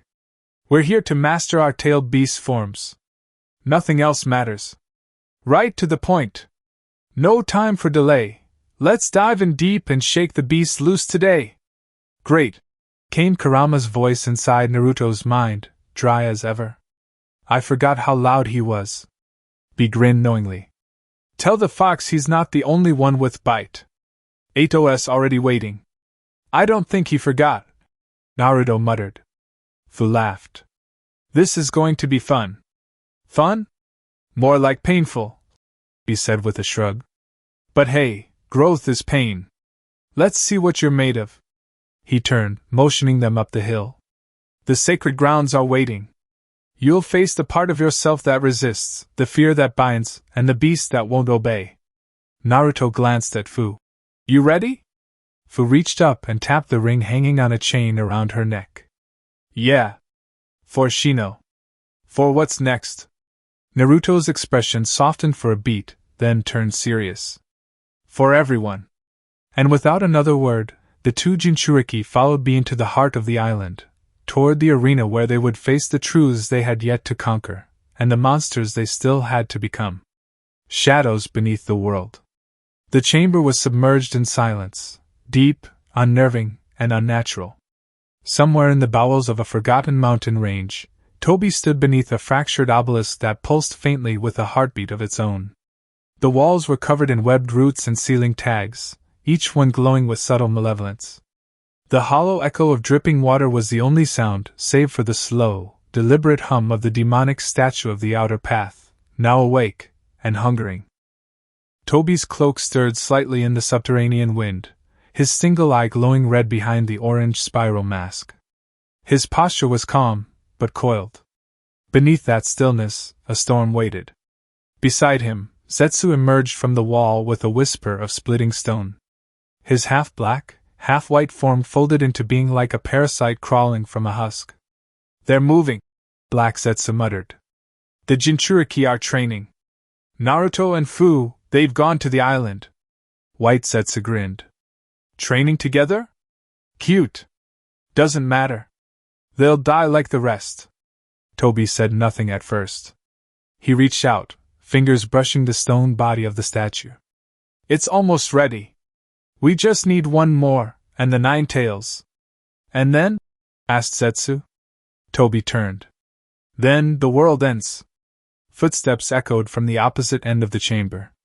Out from the shadows emerged Kabuto Yakushi, his new form pale and serpentine, the scales along his arms barely hidden beneath his robes. His eyes gleamed with inhuman sharpness, and the long curve of Orochimaru's legacy hung over his every step. You'll get your war, Kabuto said coolly, adjusting the scroll strapped to his back. My end of the deal is complete. The reanimation seals are carved. The corpses are primed. And I have something special for you. He unfurled part of the scroll and let it snap to the floor, names and chakra signatures glowing faintly in the dim light. Former Kage. Legendary shinobi. And the first wave, already en route. I'm saving a few surprises for later. Zetsu narrowed his eyes. We don't trust you. You don't need to, Kabuto replied with a smile. You just need me. Tobi's voice was low. I want Konoha buried. I want the world to fall in line. You'll get your stage, Kabuto. But this is my plan. You follow my lead, or you get left in the rubble. Kabuto's grin widened. Don't worry. I know how to play my part. There was a pause. Then Tobi spoke again, slower now, like a sentence carved into fate. Activate the White Setsu army.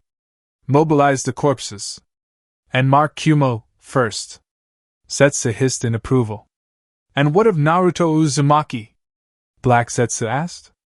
Tobi turned toward the statue again, his eye burning. I'll deal with him personally.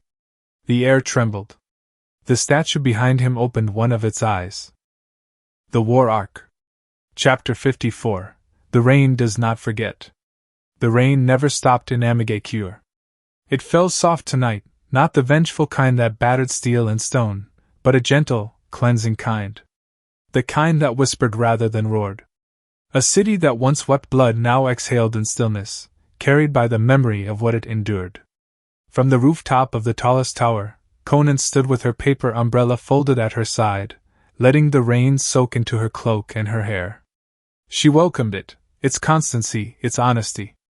The city below pulsed quietly with life, glowing lanterns in the alleys, laughter from the marketplace, the splash of small feet running barefoot through puddles. Children who would have never known warmth had begun smiling again. The Akatsuki emblem no longer struck fear here. It had become something else. A warning to the world, we survived what you abandoned us to. And Konan, she had become something else too. Yahiko, she murmured aloud, her voice barely audible beneath the rain. You would have hated how long it took. But they finally see peace again. The wind shifted. She didn't turn, didn't need to. Itachi Uchiha stepped beside her, his movements smooth, measured, cloaked in that familiar Akatsuki black and red. Yet there was no longer any trace of the boy who once carried death like a mantle. Now, he stood straight-backed and still-eyed, an exile no longer running. They don't fear her anymore, he said quietly, following her gaze to a young woman helping children carry crates across the square. They look to you. Konan said nothing for a moment. Then, Nagato never believed they could forgive us. He didn't know how to forgive himself, Itachi replied. The rain filled the pause between them, not awkward but respectful. A bridge between two people who had lived too many lives under too many names. He thought the only way to achieve peace was through dominance, she said. But somewhere in that logic was kindness. He still fed the orphans. He still built the shelters. Even when his eyes saw only war, his hands kept building. He gave them order, Itachi said. But you gave them shelter. Konan smiled faintly. I don't want to build a nation ruled by power. I want to build one where peace doesn't need to be enforced. Then do it, Itachi said simply. It's worth the time you have left. She turned toward him, her expression softening. And what about you? He glanced down at his hands, still precise, still deadly, but slower now, a tremor sometimes hidden behind a genjutsu's illusion. I'll help you, he said. For as long as I have. That's not good enough, she said gently. I'm already looking. There are people, medics, scholars, those outside the system. If there's any way to stop the deterioration of your eyes, or your health, I'll find it. He looked at her for a long moment, something unreadable flickering behind those red irises. You're kind. She shook her head.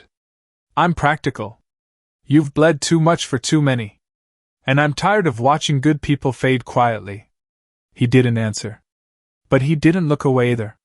Far below, a group of children broke into laughter chasing a paper butterfly dancing in the air, one of Konan's, folded and enchanted to flutter on a breeze. They clapped and shouted as it zipped over their heads. The laughter echoed upward like a promise. Amigakure was no longer a grave. It was becoming something living. But the wind shifted again, and this time, it was sharp. Konan's wings unfolded behind her in a whisper of paper. Itachi's Sharingan flickered to life. He's here, Conan said, her voice lowering. Do you feel it? I do, Itachi murmured, his fingers twitching toward the kunai holstered beneath his cloak. His chakra, it's heavier than before. He's not just here for power, she said. He's coming because we betrayed him. They turned toward the skyline together. And as the rain danced across their shoulders, the sky began to ripple. The sky cracked. Not from thunder, but from space itself splitting, folding inward like fabric twisted by unseen hands. The chakra disturbance was so dense, the rain paused in its descent, hovering midair for half a breath before falling again, faster, colder. At the center of the plaza, space tore open, and from it stepped a man wrapped in shadow. Toby. His cloak settled around him like smoke, red clouds stark against black. The spiral mask glinted orange under the iron-gray sky. One eye gleamed, a Mangekyo Sharingan, colder than ice and infinitely sharper. His presence alone bent the air around him. He did not speak immediately. He stood on the edge of the tallest tower, surveying the city below. The place he once used as a base of operations. The place he once called his pawn. Now it thrived without him. He stepped forward. The buildings didn't tremble. The people didn't scream. The people of Amagekyo merely turned toward the disturbance, confused, but unafraid. Conan descended first, her wings folding as she hovered midair, meeting him at eye level with no sign of fear. Then Itachi appeared on a ledge behind and to her left, Mangekyo already active, crows circling above like smoke given flight. Toby regarded them both in silence. And then, quietly, I expected this from him. His gaze shifted to Itachi. Your loyalty was always fragile. Conditional. Then it fell to Conan. But you, Conan? I thought we understood each other. I thought you believed in what we were building. Conan's voice was calm, but sharp as paper edge. I believed in peace. Not your illusion of it. You betrayed Nagato's legacy, he said. Conan's eyes didn't waver. No. I honored it. Toby tilted his head. Nagato believed in the Eye of the Moon plan. He followed me willingly. He followed pain, she corrected. Because pain was all he had. You gave him a vision that justified it. He took a step forward. You forget who gave your little rebellion its power. Who gave you purpose when you were just a collection of orphans with a cause. Itachi's voice cut in now, low and precise. No. You used them to chase your own madness. Toby turned his gaze to him again. You're one to talk, butcher of the Uchiha. I did what I had to, Itachi replied. And now I do what I choose to. The silence that followed was more dangerous than shouting. More lethal than threats. You too, Toby said slowly, think you're building something from the ashes of my work. You think this world will reward your idealism? He shook his head. This city, this fantasy you've built? It will burn. Like everything else. Conan floated forward slightly. Her chakra shimmered. Paper spun slowly around her. If you want Nagato's eyes, you'll have to tear them from the heart of this village. But know this, Toby. The wind surged. I'm not the same woman you used to control. And I, Itachi added, stepping fully into the open, cloak billowing, am not the tool you once bought with secrets and fear. For a moment, Toby said nothing. Then, very well. He raised his hand. The sky fractured again. Chakra surged outward in a wave, warping the tower beneath his feet. The demonic statue's energy pulsed faintly behind his chakra signature, a dark thread woven through space. I will take back what is mine. And with that, the battle began. The first clash echoed like thunder across the metallic skyline. Toby's body twisted through space, chakra distorting the rain as he flickered in and out of reality. A low hum pulsed from him, Kamui's whine, subtle but deafening to those who knew the technique's rhythm. Itachi struck first. His Sharingan flared as his hands blurred. He closed the distance with silent speed, a kunai reversed in one hand, flames blooming from his other palm. Toby phased through the slash, but Conan was already there, launching a spread of paper shuriken layered with twin seals, one for explosive ignition, one for chakra disruption. Toby reappeared 10 meters away, dodging left, and was nearly impaled by a razor-thin spike of paper laced with lightning chakra that darted from the flank. He vanished again, only to land in the middle of a waiting sealed trap, etched in paper and blood. "Now!" Conan shouted. The seal triggered.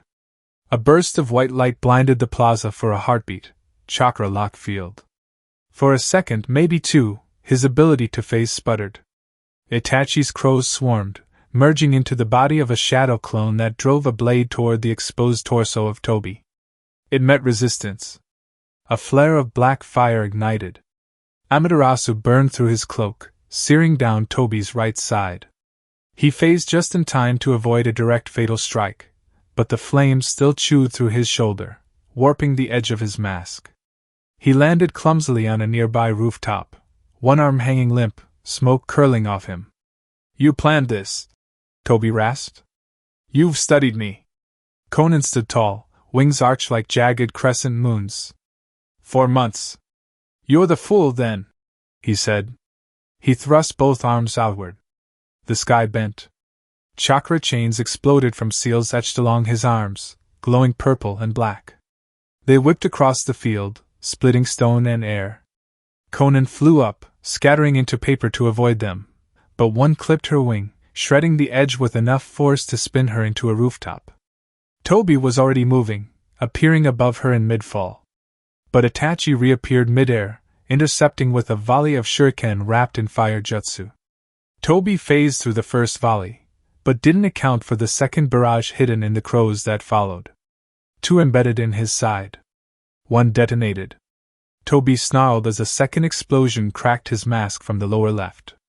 A piece snapped off, revealing a sharp cheekbone, part of his jaw, and a familiar patch of scarred, tan skin. Conan's breath caught. Itachi's eyes narrowed. "You're—" Toby didn't let them finish. He raised his arm, blood dripping down his side. "Enough." The pressure exploded outward, his chakra compressed gravity around him like a crushing wave. Metal groaned. Water from the rain floated upward, dragged by raw distortion. Conan tried to scatter again, but this time Toby was faster. His chakra chains twisted, one lashing out to pierce her abdomen. She twisted, barely avoiding a fatal hit, but was thrown back into a smokestack with a sickening crack. Her wing crumpled. Her breathing ragged. "Conan!" Itachi blurred to her side, crouching low, blocking her with his cloak. She pushed herself upright, wiping blood from her lip. "I'm fine." "No, you're not." His voice cracked slightly. And now, it was his turn to stagger. A tremor passed through Itachi's hand. He blinked, and the Sharingan in one eye flickered. Blood traced a line down his cheek. Toby saw it instantly. "You're dying. You were always on borrowed time." Itachi's blade lifted again, despite the ache in his limbs. "Then I'll spend it here." Toby didn't smile. He only lifted one hand and said, almost regretfully, "You should have stayed dead." He rushed them again, faster now, more violent. The kindness, the sorrow, it was gone. He moved like a ghost with nothing left to lose. Conan tried to shield Itachi, paper rushing upward to create a wall, but Toby's chain crashed through it like a whip. Itachi caught the strike with a clone, but the explosion flung him across the plaza, skidding into the rain-slick pavement hard. Conan's chakra flared again, lighting up the whole tower, but she stumbled forward and saw Toby approaching her. One hand raised, the other forming a seal. "I'll take the Rinnegan," he said. Itachi hit the stone hard, blood in his throat, the Mangekyo in his eye flickering, nearly gone. His limbs ached from the recoil of the last substitution. His lungs felt like they were filled with ash. He blinked once. Conan was struggling to rise. Toby was walking toward her, one hand outstretched. And there, on the underside of his wrist guard, was the small red seal, placed with precise chakra. A Hiroshin marker. Itachi's fingers twitched once. The chakra was weak, but enough. He activated it. The seal pulsed red behind Toby's shoulder, a hum in the air, low and resonant, like a storm building in the bones of the world. Toby paused. He felt it. What? A flash. But not gold. Red. The same red as in Uzumaki's bloodline. As the sun before a wildfire. The seal erupted in a dome of blazing chakra. Wind exploded outward. The earth cracked. Rooftops bowed under pressure. Rainwater evaporated mid-fall. He appeared in a blaze of crimson fire. Naruto. But this wasn't the same man Toby had last seen at the summit. This was something else. He wore no flak vest, no headband. His body was sheathed in a translucent cloak of living chakra, glowing gold around the edges, streaked with marks like inked flame. Tailed beast energy wrapped around him, yet pulled inward. Refined. Controlled. Radiating intelligence and fury, not chaos. His eyes were calm but searing. The orange pigmentation of sage mode encircled them, resting just beneath the godlight of the Kyuubi's power. Behind him, the air crackled with fox-shaped wisps of chakra. Each tail of the 9 was present, but drawn inward into a burning silhouette, a human form cloaked in the majesty of the beast. Even Konan, battered and bleeding, inhaled sharply. Itachi, still kneeling, blood at his lips, closed his eyes. "He's here," he whispered. Finally. Toby didn't speak at first. He stared. And for the first time since entering Amigekure, the immortal man known as Madara Uchiha felt something cold tighten in his chest. Naruto stood between Toby and the Rinnegan. Sword on his back. Hands loose at his sides. "You came," Konan whispered. Naruto nodded. "You're not alone. Not now. Not ever." Toby's voice was strained. "That form, that's not just the 9 tails. You fused it with Senjutsu." Naruto didn't reply. He took a step forward. The stone beneath his sandal shattered. "Get away from them," Naruto commanded. Toby grit his teeth. "You shouldn't have come here." Naruto's head tilted slightly. He raised a single hand. Chakra surged. It didn't erupt, it folded outward. The atmosphere pressed down as though the entire force of a battlefield stood behind him. Lightning crackled in the far distance, responding to his presence. Even the 9 tails inside him was watching in solemn silence. "I'm not here to talk," Naruto said. He pointed. "I'm here to end you." Toby barely had time to react. The moment Naruto's hand came down, the air cracked. A column of chakra erupted beneath his feet, sending him crashing through the tower wall behind him. Stone shattered like glass. Konan's eyes widened as the entire top level of the structure exploded outward from the sheer force of the blast. Toby was sent hurtling across the plaza, slamming into the far rooftop with a metallic shriek. The tiles fractured under his impact. He tried to phase. But Naruto was already there. He flashed. A blur of red light and golden wind, appearing above Toby midair, fist cocked back, Bijou chakra coiled around it like a miniature sun. "Too slow," Naruto said coldly. The punch landed. Everything detonated. The shockwave cracked the skyline, windows for blocks shattered from the pulse. Toby's body was launched upward like a meteor, spinning violently, trailing smoke. And again, Naruto vanished. Reappeared above. This time with a Rasengan burning with orange, spiraling energy, compressed tighter than a normal one, the Kyuubi-enhanced version. "Try phasing through this." Toby activated Kami in desperation, but Naruto released the Rasengan early, dispersing it into an omnidirectional chakra burst, forcing Toby's body to rematerialize mid-warp. He screamed as the impact hit him dead on, crashing him through another rooftop and into a merchant's storehouse. The stone crumpled. Dust clouded the skyline. The air turned hot, heavy with pressure. From above, Konan could only stare. She'd seen Jiraiya. She'd seen Nagato. But this wasn't the same boy from the stories. This wasn't the hyperactive knucklehead ninja.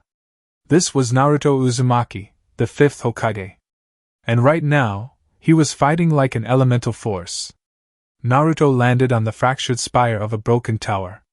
Below him, Toby tried to stand, One side of his cloak burned away, mask cracked further across the jawline. "You'll destroy the city," Toby snarled, panting. Naruto's eyes narrowed. "Exactly why I'm ending this somewhere else."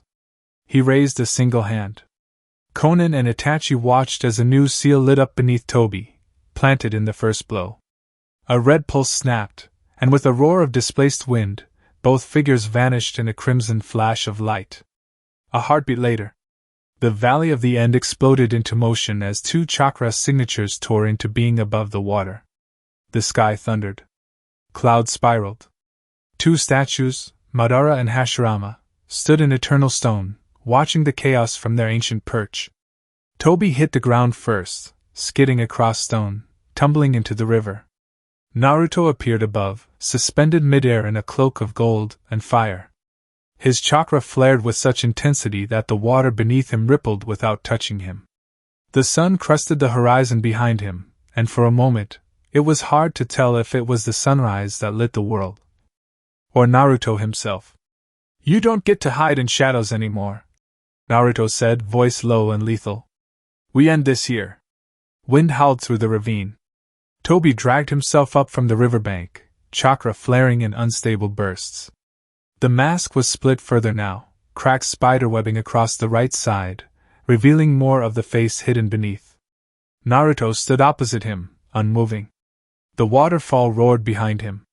Sage markings flared around his eyes, his bijou cloak alive with fury. Yet his breathing was calm. Focused. He wasn't angry. Not anymore. He was ready. Toby stared at him in disbelief. "You're not the same." Naruto didn't respond. He adjusted his grip on his sword, sliding one foot back across the stone.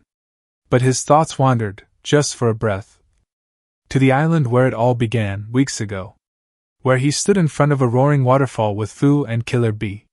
Where he stared down the fear he had buried for years. Where he made peace with the beast inside. Flashback. The waterfall was a wall of noise, a constant crash of sound against the stillness of the training grounds.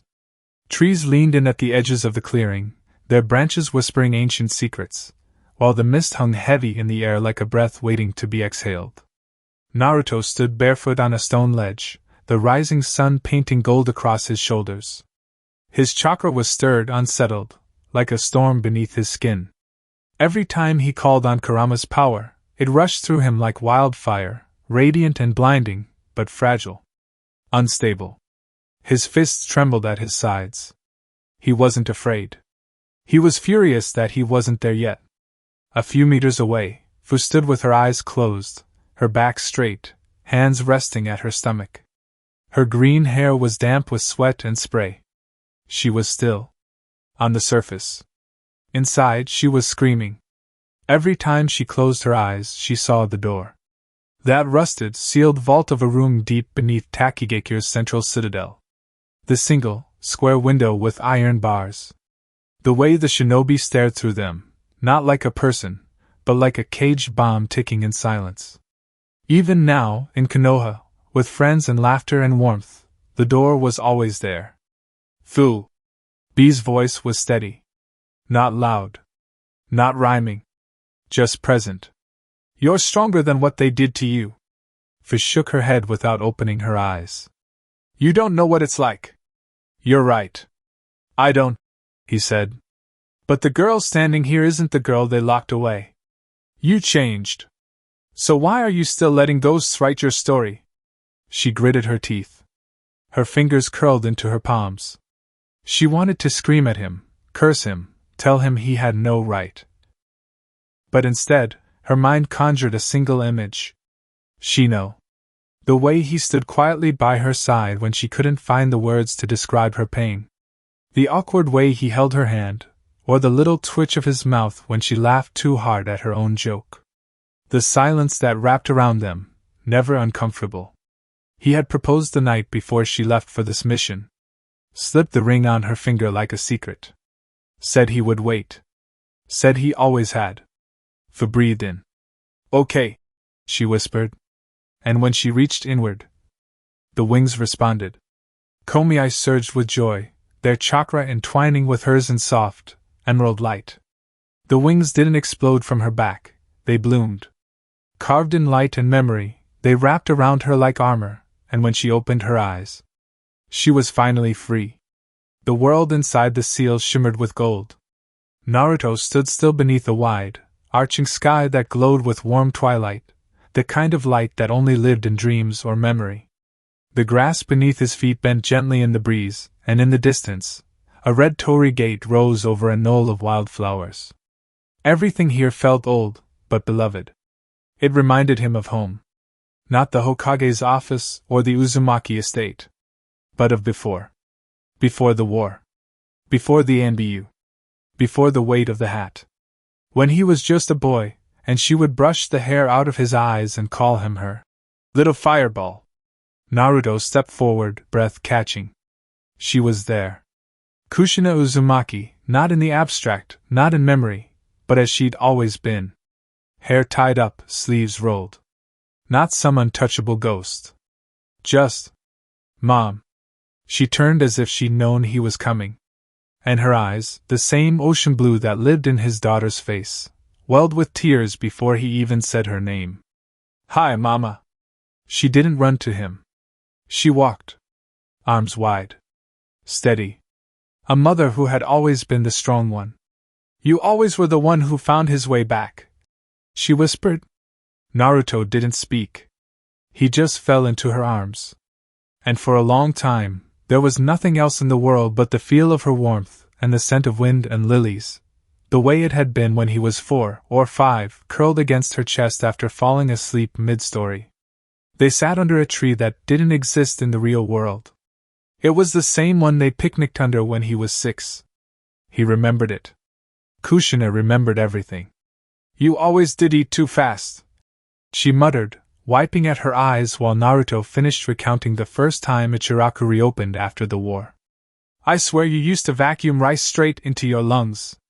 I got better, he offered. No, you just chew now. They laughed quietly. Then her voice softened. It was hard, wasn't it? After we died.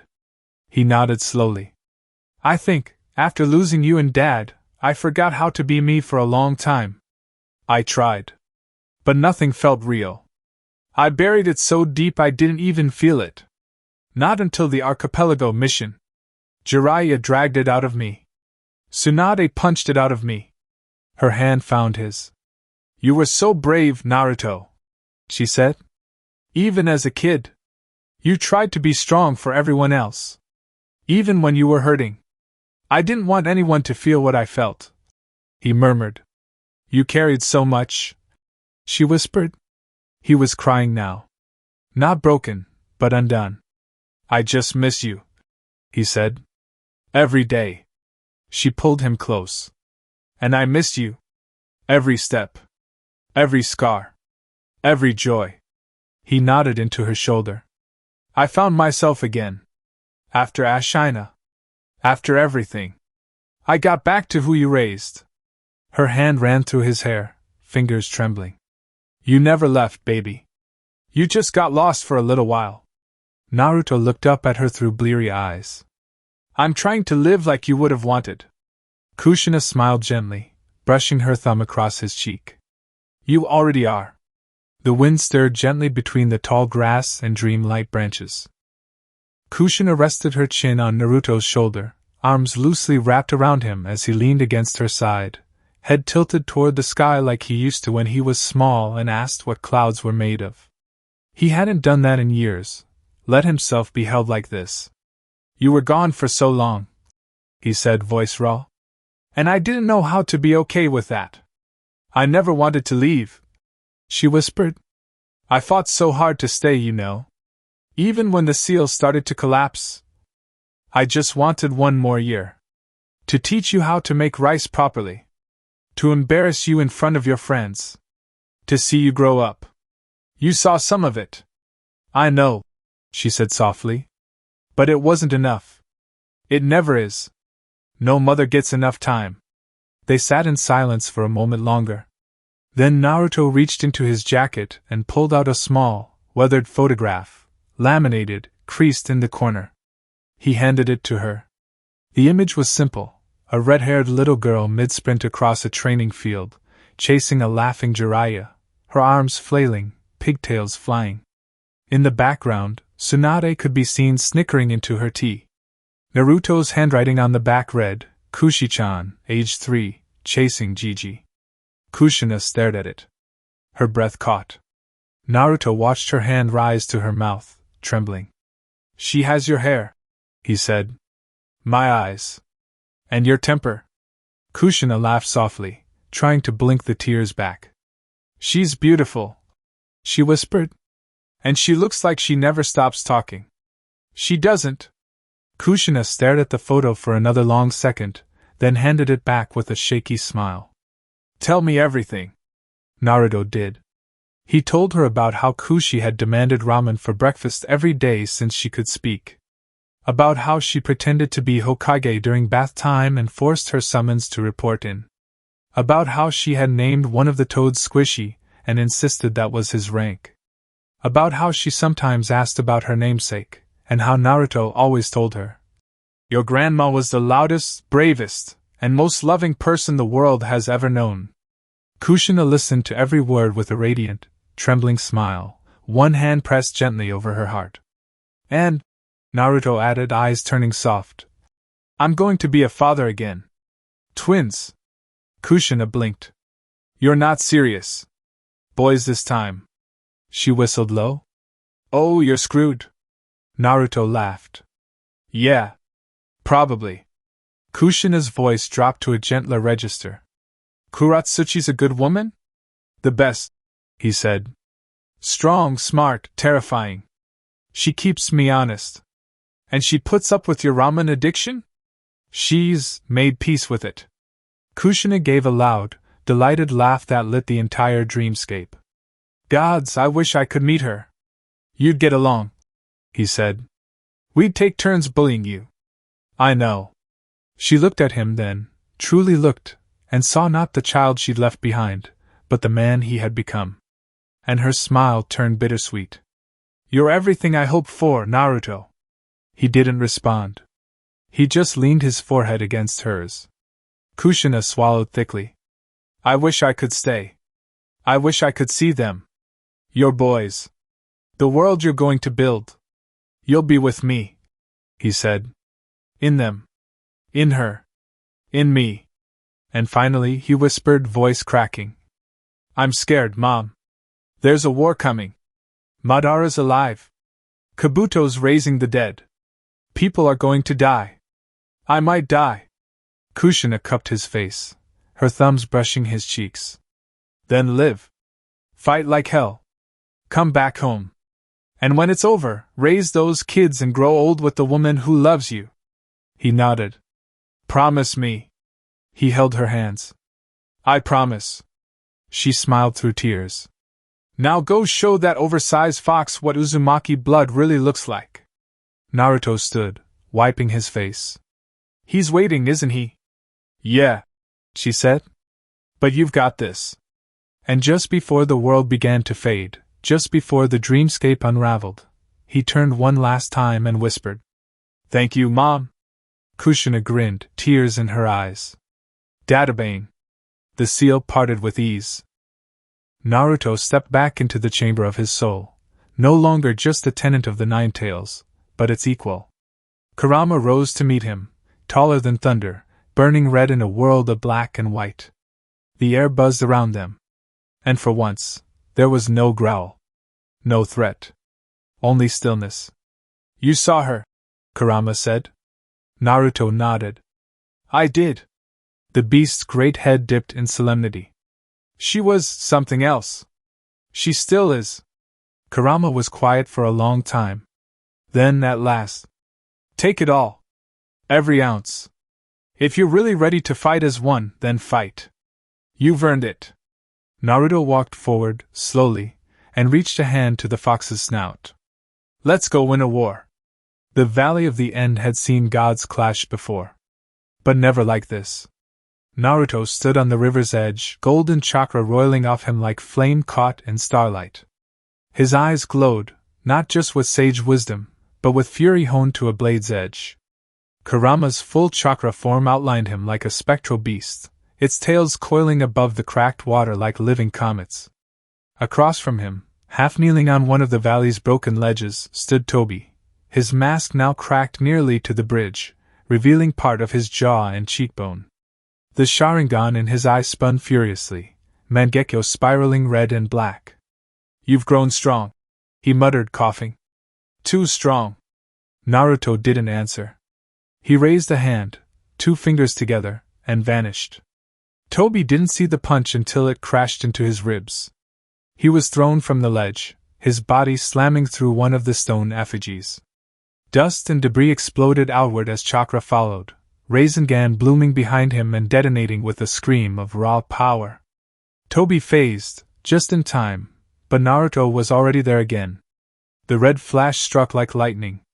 1, 2, 3, each movement a flicker of the narration, chakra markers ringing the battlefield like hidden blades. Toby tried to warp away. He couldn't finish the thought. A golden hand, Kurama's, emerged from beneath the riverbed, slamming into him from below and sending him soaring upward. And there, midair, was Naruto again. Waiting. "You don't get to run anymore," Naruto growled. The Raisin Shuriken in his hand howled. Toby was forced to absorb it into his Kemi space, but that left him solid for a second too long. Naruto's kick caught him in the face. The mask shattered, fragments spinning across the valley floor. The world froze. Toby landed hard, bloody, panting, face exposed. The figure beneath it was younger than Naruto expected. Bloodied. Scarred. A left eye with a furious Mangekyo spiral. Dark hair clinging to sweat and crimson. He looked nothing like the myth of Madara Uchiha. He looked like someone lost. Naruto stared. The chakra around him flared again. "You're not Madara." The man coughed once, dragging himself to his feet. "I never was." "Then who the hell are you?" The stranger stared at him, and for the first time, Naruto saw hesitation. Not arrogance. Not detachment. Something else. Obito. Obito Uchiha. Naruto didn't move. Didn't react. He blinked once. And then said flatly, "I don't care." Obito faltered. "You destroyed everything," Naruto said, stepping forward slowly. "You used Nagato.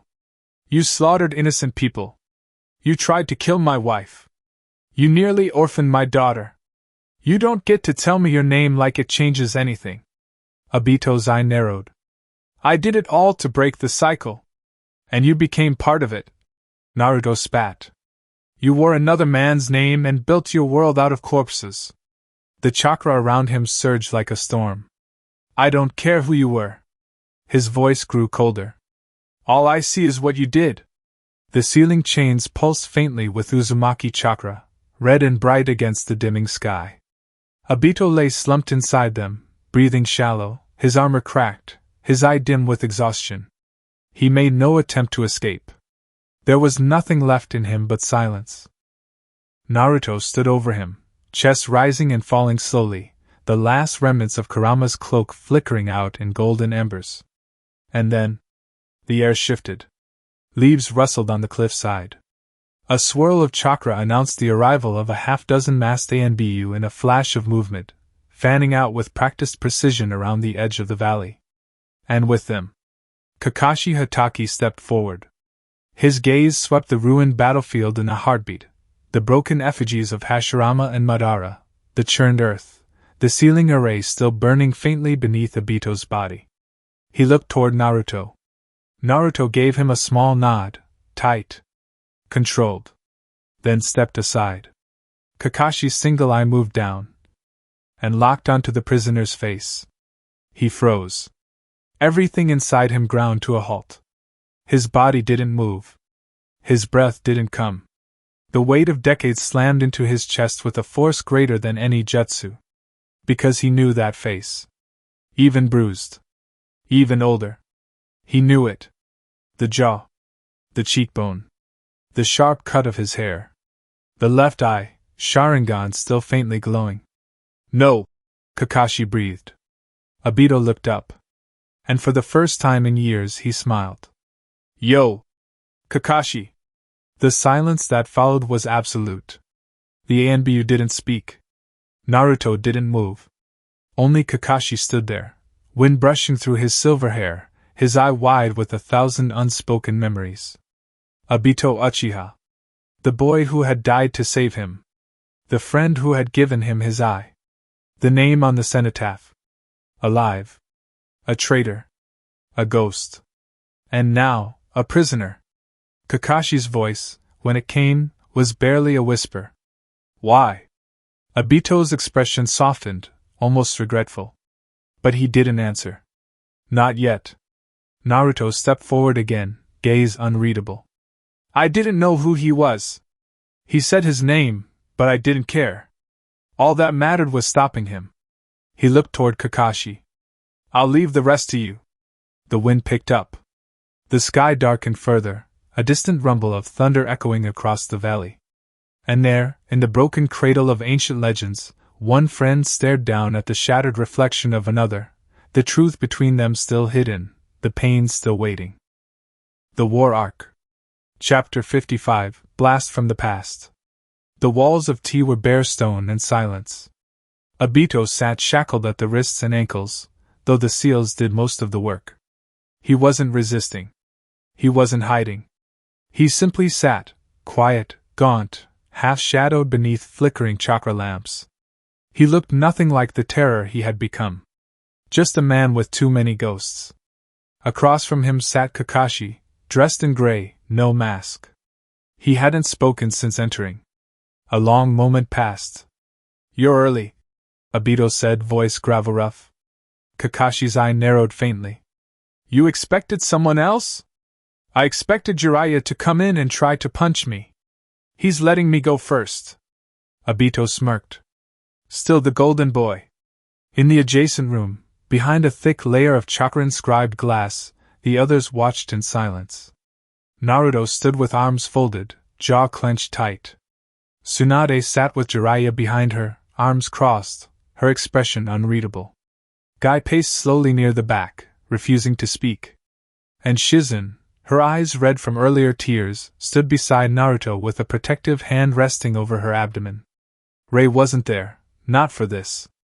Let them talk, Tsunade said softly. This isn't our truth to interrupt.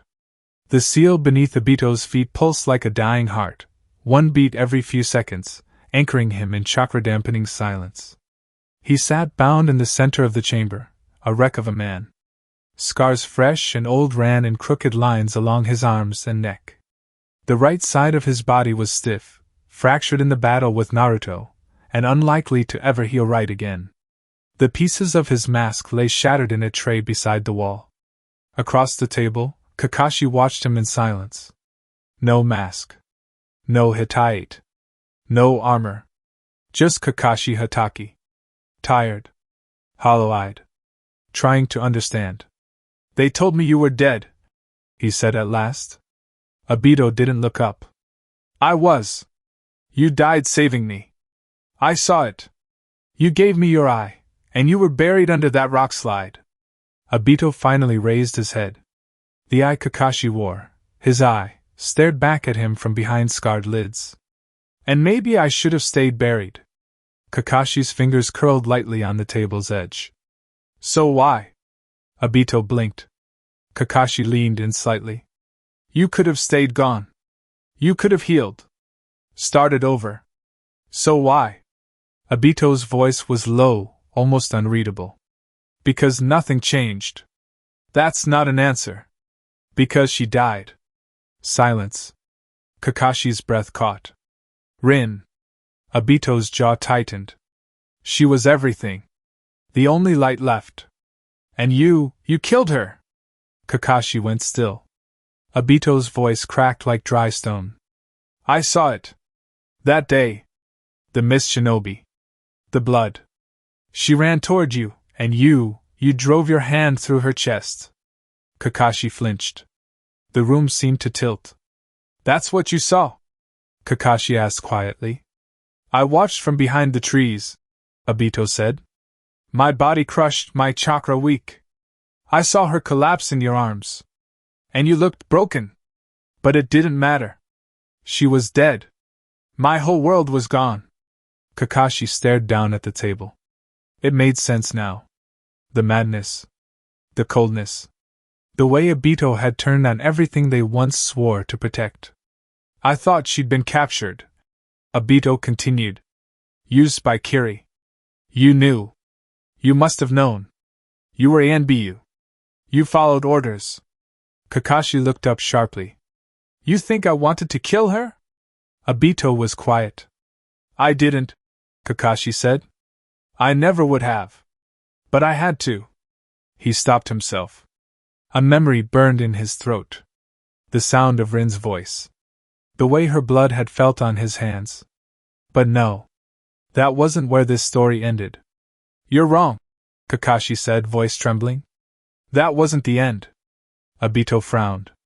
You didn't stay to see what happened next, Kakashi said. You saw her fall. But you didn't see what I did after. He leaned in, voice raw now. She was dying. But Minato-sensei arrived. We got her to Tsunade. She survived. Barely. Obito froze. No. She lived, Obito. No. I saw. You saw what you wanted to see, Kakashi said. You saw a moment. Not the truth. And in that moment, you let yourself believe everything was broken. Obito's breast shuddered. She lived, Kakashi repeated. And for a time, she was okay. Obito's fists clenched. Then where is she? Why didn't she come for me? Kakashi's voice lowered. She left the village. Said she couldn't stay. Not when it reminded her of you. She went far. Built a life, helped abandoned children. Orphans from the war. Obito's lips parted. A tremor ran through him. She's alive? Kakashi said nothing. The silence said everything. Obito collapsed back against his restraints. The weight of the world suddenly very real on his broken shoulders. I thought I lost everything, he whispered. You did, Kakashi said. But not the way you think. Obito looked down at the floor. I watched her die in my mind 1,000 times. That one image, your hand in her chest, it broke me. Kakashi's eyes were shadowed. She once told me, he said, that if you ever came back, I should tell you something. Obito looked up, barely breathing. She said she never blamed you. Not once. And that wherever you ended up, she hoped you'd forgive yourself. Obito swallowed hard. His voice cracked. Why are you telling me this? Kakashi reached into his cloak and pulled out a scroll. He placed it on the table. She wrote this for you. Years ago. Obito didn't touch it. Kakashi stood slowly. There's more you need to know. But it starts with what happened that day. The truth. The part you didn't stay to see. He walked to the door. When you're ready, he said without looking back, I'll tell you everything. The door opened with a slow hiss, then shut behind him. And Obito sat alone. Chained. Breath unsteady. Surrounded by silence and ghosts. Flashback. The day Rin lived. The forest was still. The bodies of the mist shinobi lay scattered beneath the trees, smoke curling from burned brush and scorched trunks. The storm had passed, but its echo lingered, a field of broken branches, blood-soaked earth, and one unmoving girl in the arms of a 16-year-old boy. Kakashi knelt on the forest floor, his hands still trembling. It was red. Still red. The lightning had faded from his fingers, but the blood remained. He stared down at Rin's face, pale and serene in death. Her chest barely rose. No, it didn't rise. His hand had gone through her. Her blood was on his armor. In his throat. No! He didn't even remember moving. Just the sound of her scream, and her leap between him and the last Miss Jonin. She hadn't hesitated. He had. She'd whispered something too fast for him to process. And then, his Chidori had found its mark. In her. His breathing turned ragged. The noise in his ears swelled, a mix of birds, wind, static, and somewhere beneath it all, his own silent scream. He'd failed her. Failed Obito. The forest blurred. A flicker of yellow light snapped through the clearing. Minato Namikaze, breathless, appeared in a shimmer of chakra. Kakashi! The Jonin looked up, face ghost white. I didn't mean to. She jumped in. I didn't. Minato was already kneeling beside them, his hand glowing as he pressed 2 fingers against Rin's throat. She's not gone. Not yet. We can stabilize her. Kakashi blinked. What? She's barely holding on, Minato said. There's something. I don't know how she's still alive. But I'm not letting her go. He looked Kakashi dead in the eye. You stay with her. You don't let her close her eyes. And then he vanished in a flash of light. Kakashi stared at Rin's face, pale, blood pooling around her, and let instinct override the paralysis. He tore off his vest and pressed it hard against her wound. Don't die, he whispered. You don't get to die too. Her eyelids fluttered. A rasp of air escaped her throat. Kashi. His heart nearly stopped. I'm here, he said quickly, leaning in. Rin, you're going to be okay. Sensei's coming back. He's getting Tsunade. She blinked slowly. It was like she was fighting to swim toward him through molasses. I knew you'd never mean to hurt me. Tears burned in his eyes. I didn't. I swear. She tried to lift a hand but couldn't. Obito?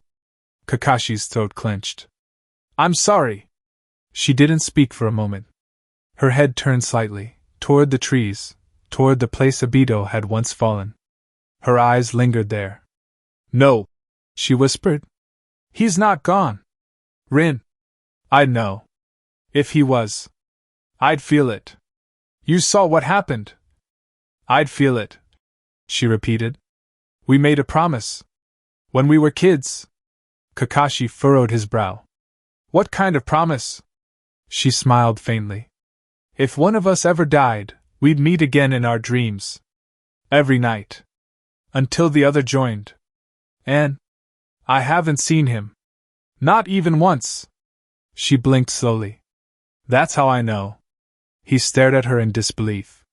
But there was no doubt in her voice. No fear. Just faith.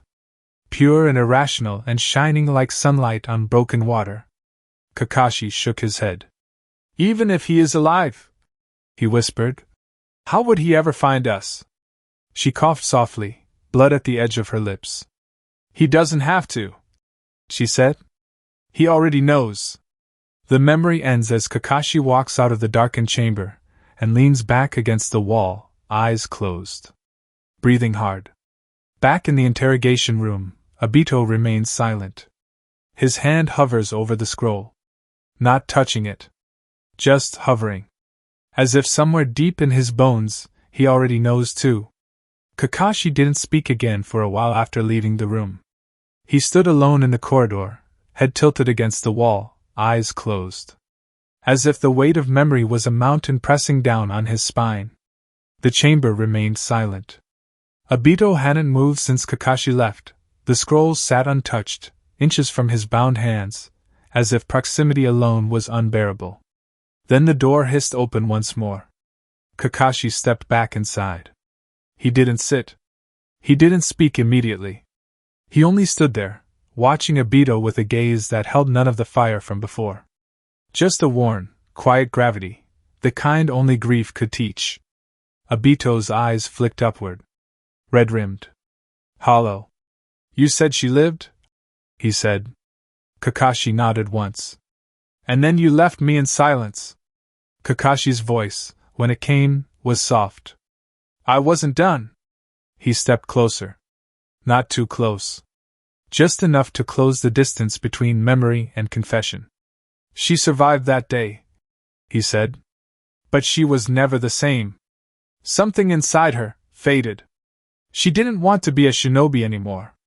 Said every hallway in the village reminded her of you. Obito looked away. She asked Minato-sensei to let her go. Kakashi continued. Not just resign. She asked to disappear? To be declared dead. Flashback. Hokage's office. The office was quiet save for the scratching of a pen. Minato Namikaze leaned over a scroll, signing his name at the bottom of a deregistration order.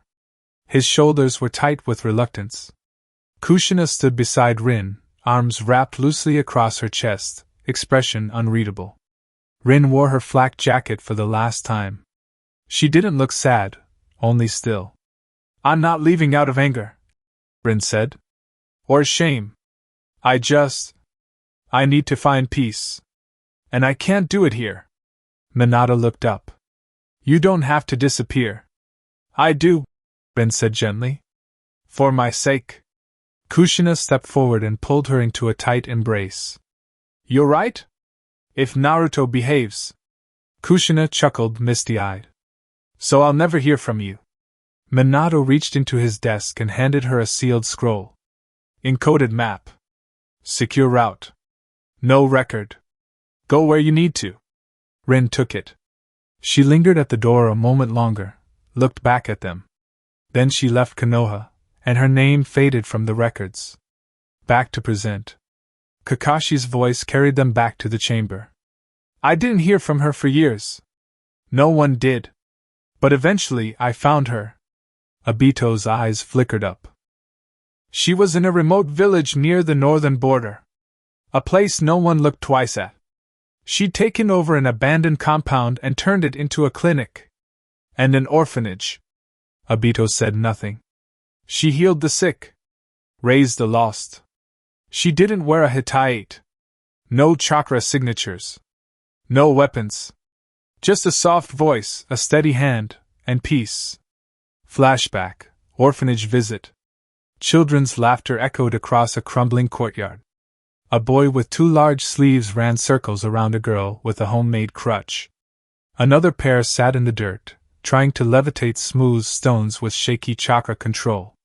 Inside, Rin dipped a cloth in water and pressed it to a fevered child's brow. "You're going to be fine," she murmured. "But no more climbing trees barefoot, all right?" The boy gave a weak smile. From the doorway, Kakashi stood watching, helmet under his arm, coated in trailed dust. Rin turned. She smiled. Older now. Softer. Her hair was longer, and a streak of silver threaded one side. "I was wondering when you'd show up." Later, they sat beneath the sakura tree blooming out back. Rin handed him a sealed scroll. "If he ever returns," she said, "give this to him." Kakashi raised an eyebrow. "You still believe he's alive?" She nodded. "We made a promise when we were kids. That if one of us ever died, we'd see each other again in our dreams." She looked away. "I never saw him. Not once." Back to present. Kakashi took a breath. "I went back to visit again, a few years later. But I was too late." Obito didn't move. Her village had been burned. Yagura's purge squads. They believed the orphanage was hiding defectors. Obito's face went pale. She shielded the children. Every one of them lived. But she didn't. Silence fell over the chamber like ash. "They buried her with a lavender flower," Kakashi said. "The children insisted. They renamed the building Rin's Light. Said she was their hero." Obito's mouth opened, but nothing came out. Then, hoarsely, "You said?" "Yagura." Kakashi met his gaze. "You brainwashed him, didn't you? Used him as a puppet to destabilize the region." Obito's breath hitched. "She died because of me." Kakashi didn't speak. "I didn't throw the kunai. I didn't give the order. But I set it all in motion." His voice was splintering. "I thought I'd lost her once. That it was fate. That the world had taken her from me. But it wasn't the world, was it?" He looked down at his hands, scarred, shaking, bound. "It was me." Kakashi stepped forward, slow and steady, and placed a hand on the table beside the scroll. "She waited for you, Obito. She forgave you. She loved you. And she died, saving the kind of world you promised to build." He turned to leave once more. But this time, he paused at the door. "I hope you read her letter," he said quietly. Then he walked out, leaving Obito alone with the scroll, the silence, and the truth. The scroll sat in Obito's hands like it weighed more than stone. The wax seal broke with a soft crack, a sound far too gentle for what it would unleash. He unrolled it slowly. His fingers, cracked and calloused, trembled more with each word his eye passed over. There was no sound. No movement. No deflection left. Only the words she wrote. Only the truth she carried. And the boy she'd never stopped waiting for. Obito let out a sound. Not a cry. Not a scream. A breathless, wounded gasp, as if something inside him had finally snapped. He bowed forward, scroll clutched in white-knuckled hands, and broke. There was no anger in it. No war cry. No self-justification. Just grief. His shoulders shook uncontrollably, chains rattling softly against the stone. "What have I done?" he whispered. His forehead dropped to the edge of the table. A strangled sob escaped his throat. "I killed her!" He clutched the scroll like a lifeline, the paper crumpling in his grip. "I did this! It was me! It was me!" He wept openly now. No longer the man who called himself Madara. No longer the phantom of war. Just Obito Uchiha, a broken child, finally mourning the world he destroyed. Outside the chamber, observation room. Through the one-way glass, the others stood in silence. The sobs were faint, but unmistakable. Naruto exhaled slowly. "He's breaking." Tsunade stood with her arms crossed, head low. Her expression was unreadable, but her knuckles were white. Guy's voice was soft, confused. "I never knew. About Rin. That she lived. That she left." Jiraiya's eyes were fixed on the glass, shadowed. "No one did. That was her wish. She asked to be forgotten," Tsunade added. "Minato couldn't say no. Not to her. Not after what she'd survived. She carried him with her," Jiraiya said. "All those years." In silence, Guy lowered his head. "How did Kakashi live with it?" They all turned slightly at the sound of motion. Kakashi stood just outside the chamber now, back against the wall, hands covering his face. His shoulders didn't shake, but his breath did. He slid slowly down the wall and sat there, head bowed, elbows on his knees. Not crying. Not outwardly. But unraveling all the same. Naruto watched him for a long moment. Then turned to Shizen, whose eyes shimmered with unshed tears, her hands clenched at her sides. "You should go to him," Naruto said gently. "He's your husband. And this is probably tearing him apart." Shizen nodded, voice cracking. "He's always carried it alone." She turned and left the room quietly, the door closing behind her. Naruto remained still. His reflection stared back at him in the glass, overlaying the hunched, weeping form of Obito inside. He didn't see a villain anymore. Just a man who had believed a lie for too long, and finally faced the truth. He took a slow breath, then stepped away from the others. "I'm going in." Tsunade looked over, surprised. "You sure? He's not a threat anymore." Naruto's voice was quiet, but firm. "And he doesn't need a Hokage right now." He opened the door, and walked in. The door hissed open. Naruto stepped into the room, slow and deliberate. Obito didn't look up. His fingers still gripped the scroll, as if afraid it would vanish if he let go. Naruto pulled out the chair across from him and sat. No armor, no weapons drawn. Just quiet presence. Still, Obito didn't move. "I was 4," Naruto said softly. "When I saw my mom die." Obito flinched, a tiny tremor. "She called you her little brother," Naruto continued. "Said you were loud, reckless, stubborn." A faint, broken smile tugged at Naruto's lips. "I guess I inherited that part." Obito said nothing. "Before she died, she told me stories. Of the people she loved. You especially." Naruto leaned forward slightly, voice flat but gentle. "You were supposed to be my big brother." Obito looked up, not in defiance, but disbelief. "I even had a pair of your old goggles." Naruto added. She kept them like a relic. Said her little brother died a hero. Naruto's expression darkened. I wonder what she'd say now. Obito swallowed hard, jaw clenched, but said nothing. I'm not here for forgiveness, Naruto said. I'm not here to bring you back. That Obito, the one they loved, died in a cave. This? He gestured to the man across from him. This is what's left. Silence. Naruto leaned back slightly. You won't be fighting again. You won't be joining the front. This is the end of your story. Obito closed his eyes. I know. Naruto exhaled slowly. Then tell me what I need to know. Obito was quiet for a long moment. Then, slowly, he opened his mouth. Kabuto has everything. Naruto listened, motionless. He's reanimated hundreds. Kage. Swordsmen. Clan heads.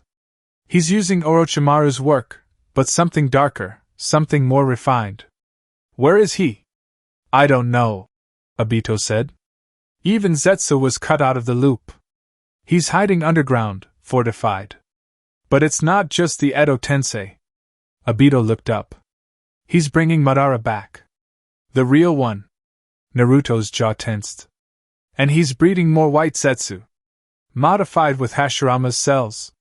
Thousands of them. What's the plan? Obito's voice dropped. To end the shinobi world in one stroke. Wipe the old alliances off the map. Replace peace with scorched earth. Naruto absorbed it. Quiet. Still. Then he stood. I needed to hear that, he said. He took a step toward the door. Paused. I'll make sure the world you broke doesn't fall apart. Obito looked down. Naruto added quietly, without malice. There's nothing left for you outside this room. Obito nodded. I know. Later. The cell was silent. Moonlight filtered in through the narrow slit above, casting a pale bar across the stone floor. The scroll lay neatly folded beside him. Obito sat cross-legged, dressed in the plain gray uniform given to long-term prisoners. No chakra, no tools. Just stone and time. He stared at nothing. The ache in his body had dulled. The ache in his soul hadn't. He thought of Rin's letter. Her last words. Her light. And of Naruto, the boy who could have been his little brother, if only the story had gone differently. He reached under the edge of the cot, fingers brushing the chain he'd been bound in for weeks. It had taken time. Patience. But he'd filed it against the stone, hour by hour. What remained was sharp. A shinobi's seppuku wasn't like a samurai's. There was no second to finish the job. No blade offered with reverence. Only silence. Only truth. Obito took one breath. Then another. Then he drove the edge of the chain into his own gut. There was no sound. No scream. He leaned forward, blood soaking the front of his tunic, pooling onto the scroll. His last breath came in a whisper. Rin. He collapsed beside the scroll, her words clutched to his chest. And the man who called himself Madara was gone. It was Shizen who got the message first. Then Kakashi. He arrived without a word. No reaction. Just walked into the room and sat beside the body. He didn't cry. He just sat. Shizen watched from the doorway, fingers gripping the frame. Later, Naruto stood over the table where Obito's body had been placed. Tsunade stood beside him, silent. What did he write? Naruto asked. Kakashi handed him a small slip of paper. Only one sentence. I was never meant to survive her. War Council. The council chamber buzzed with tension. Kage, generals, and ANBU captains stood shoulder to shoulder around the central map table. Movement had been detected, just as Obito had warned. Shadows shifting deep beneath the mountains where old battlefields had once lain buried. Zetsu. Edo Tensei. And something darker. Naruto stood at the head of the table. The weight of command sat heavy on his shoulders, not with fear, but urgency. They're coming, he said. Kabuto's reanimated army. Madara among them. No one spoke. But the ripple of dread was palpable. Naruto straightened. We move at dawn. We hold the line. This is the fight that decides whether we build a future, or become another name on a monument. He turned to Tsunade. I need the alliance assembled. Tsunade arched a brow. I already have. Naruto blinked. Wait, what? Later. The wind rolled across the camp like a whisper from the past. Tsunade led Naruto silently down the eastern ridge, past the tents of allied shinobi, past the rows of scouts preparing for dawn movement. Her expression betrayed nothing, but her steps were purposeful. Naruto sensed it before he saw it. The air felt different here. Dense, charged. Familiar in a way that tugged at the back of his memory. And then they crested the hill. Hundreds stood beneath the open stars. A field of red hair glinting beneath torchlight. Spirals adorned their armor, their robes, even their bare skin, the mark of the Uzumaki. Naruto's breath caught in his chest. In front stood Karen, arms crossed, the wind pushing her cloak back just enough to reveal the crest stitched into her collar. You kept this from me, he said, stunned. Karen gave a slight smirk. I wanted to get it right before I showed you. Tsunade stepped back, letting the moment be theirs. Naruto walked forward slowly, eyes sweeping across them, men, women, elders with ceremonial beads, children learning from scrolls by firelight. All of them Uzumaki. All of them waiting. This is real? Karen nodded. 212. And more still scattered. We've been building in secret. Oto was the last safe place most of them could come to after the last war. But once you told me about the scrolls in the archipelago, and about Ashina. She looked behind her at a pair of older men standing tall, robes marked in silver. The elders started to remember. Rituals. Seals. Songs. Another Uzumaki stepped forward, a man in his 30s with calloused hands and seal tattoos running down his arms. I was raised in the Frostlands, he said. They told me the Uzumaki were extinct. That our blood was cursed. But I always felt it. Like something in my soul wouldn't let me vanish. Naruto stared at him. And now? Now we know what we are, the man said. Thanks to her. He nodded toward Karen. And because of you. Another voice rose from the crowd, a girl, barely 15, her voice shaky but loud. We heard what happened in the archipelago, she said. We heard about the sword. About Ashina. About how he called you his heir. Karen's voice dropped, warm and firm. You carry Kazuna, she said. The blade of the last true king of Uzushiogakure. You carry his will. The crowd shifted slightly, a unified step forward. You are our king now, Naruto Uzumaki. Naruto's mouth opened and closed. He didn't want a crown. He didn't want a throne. But the weight in his chest wasn't fear. It was belonging. He raised his voice. I wish we were meeting under different skies. I wish I could bring you peace, not war. But I swear this, the Uzumaki will not be erased again. Not this time. The reply was thunderous, not a cheer, but a vow. We follow you. Until the end. Later that night, a moment with Kuratsuchi. The stars had shifted. The camp quieted. Naruto found her on the edge of the bluff, the wind catching in her hair, arms folded, her armor half-clipped, eyes distant. You're always finding dramatic cliffs to stand on, he said, walking up beside her. Kuratsuchi didn't turn. I like the wind. And the silence before a storm. Naruto stood beside her. I miss you, he said. She finally looked over, one brow raised. We were apart for 3 hours. Longest of my life. She smirked. Charmer! He slid an arm around her waist, pulling her against him. She didn't resist. You know you shouldn't go. Her expression faltered. Don't start. You're carrying our twins. And I'll carry them into battle if I have to. I'm serious. So am I. He turned her to face him fully. Kuratsuchi. She leaned in, her forehead touching his. You're my idiot. And I've survived worse things than a war. Like your cooking. That was one time. That was burnt water, Naruto. He chuckled. She kissed the corner of his mouth. You're not doing this alone, she whispered. Not again. If something happens to you. He kissed her properly this time. Slow. Deep. His hands rested on her hips, then slipped to her lower back. She pressed into him, warm, solid, alive. You're lucky I'm too tired for what I'm thinking, he muttered against her skin. She grinned. You'll owe me. I already do. They held each other in silence. Then, reluctantly, Naruto pulled away. B and Fu are waiting, he said. Kuratsuchi smoothed her armor and fixed her hitate. Go, then. Win the damn war. And come back so we can build that nursery.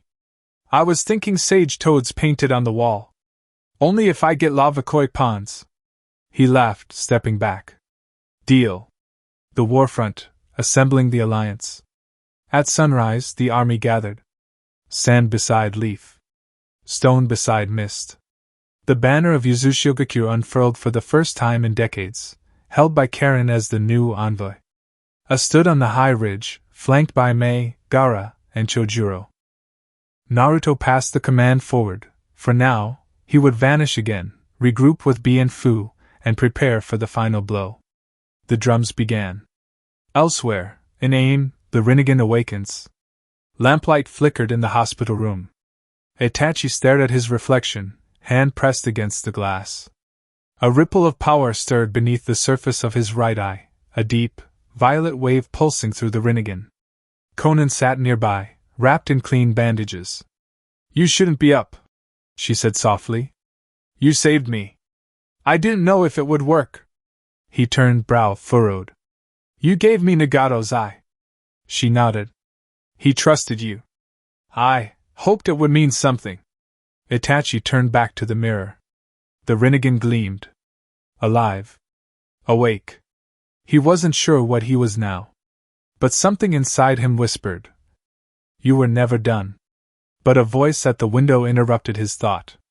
Well, Aniki, since you've finished your nap, I suppose we should get to work, huh? And that concludes part 6 of this story. Thank you for spending your time here at Ichiraku Ramen and listening all the way to the end. Your support helps keep these stories alive and allows the shinobi world to continue through new adventures and alternate timelines.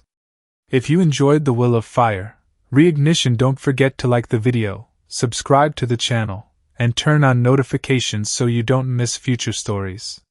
Once again, full credit goes to Shay1819, the original writer of this story. If you would like to read the original version, you can find the link to the story in the description below. Let me know in the comments what story you would like to hear next. Until the next time, stay safe, and I'll see you again at Ichiraku Ramen.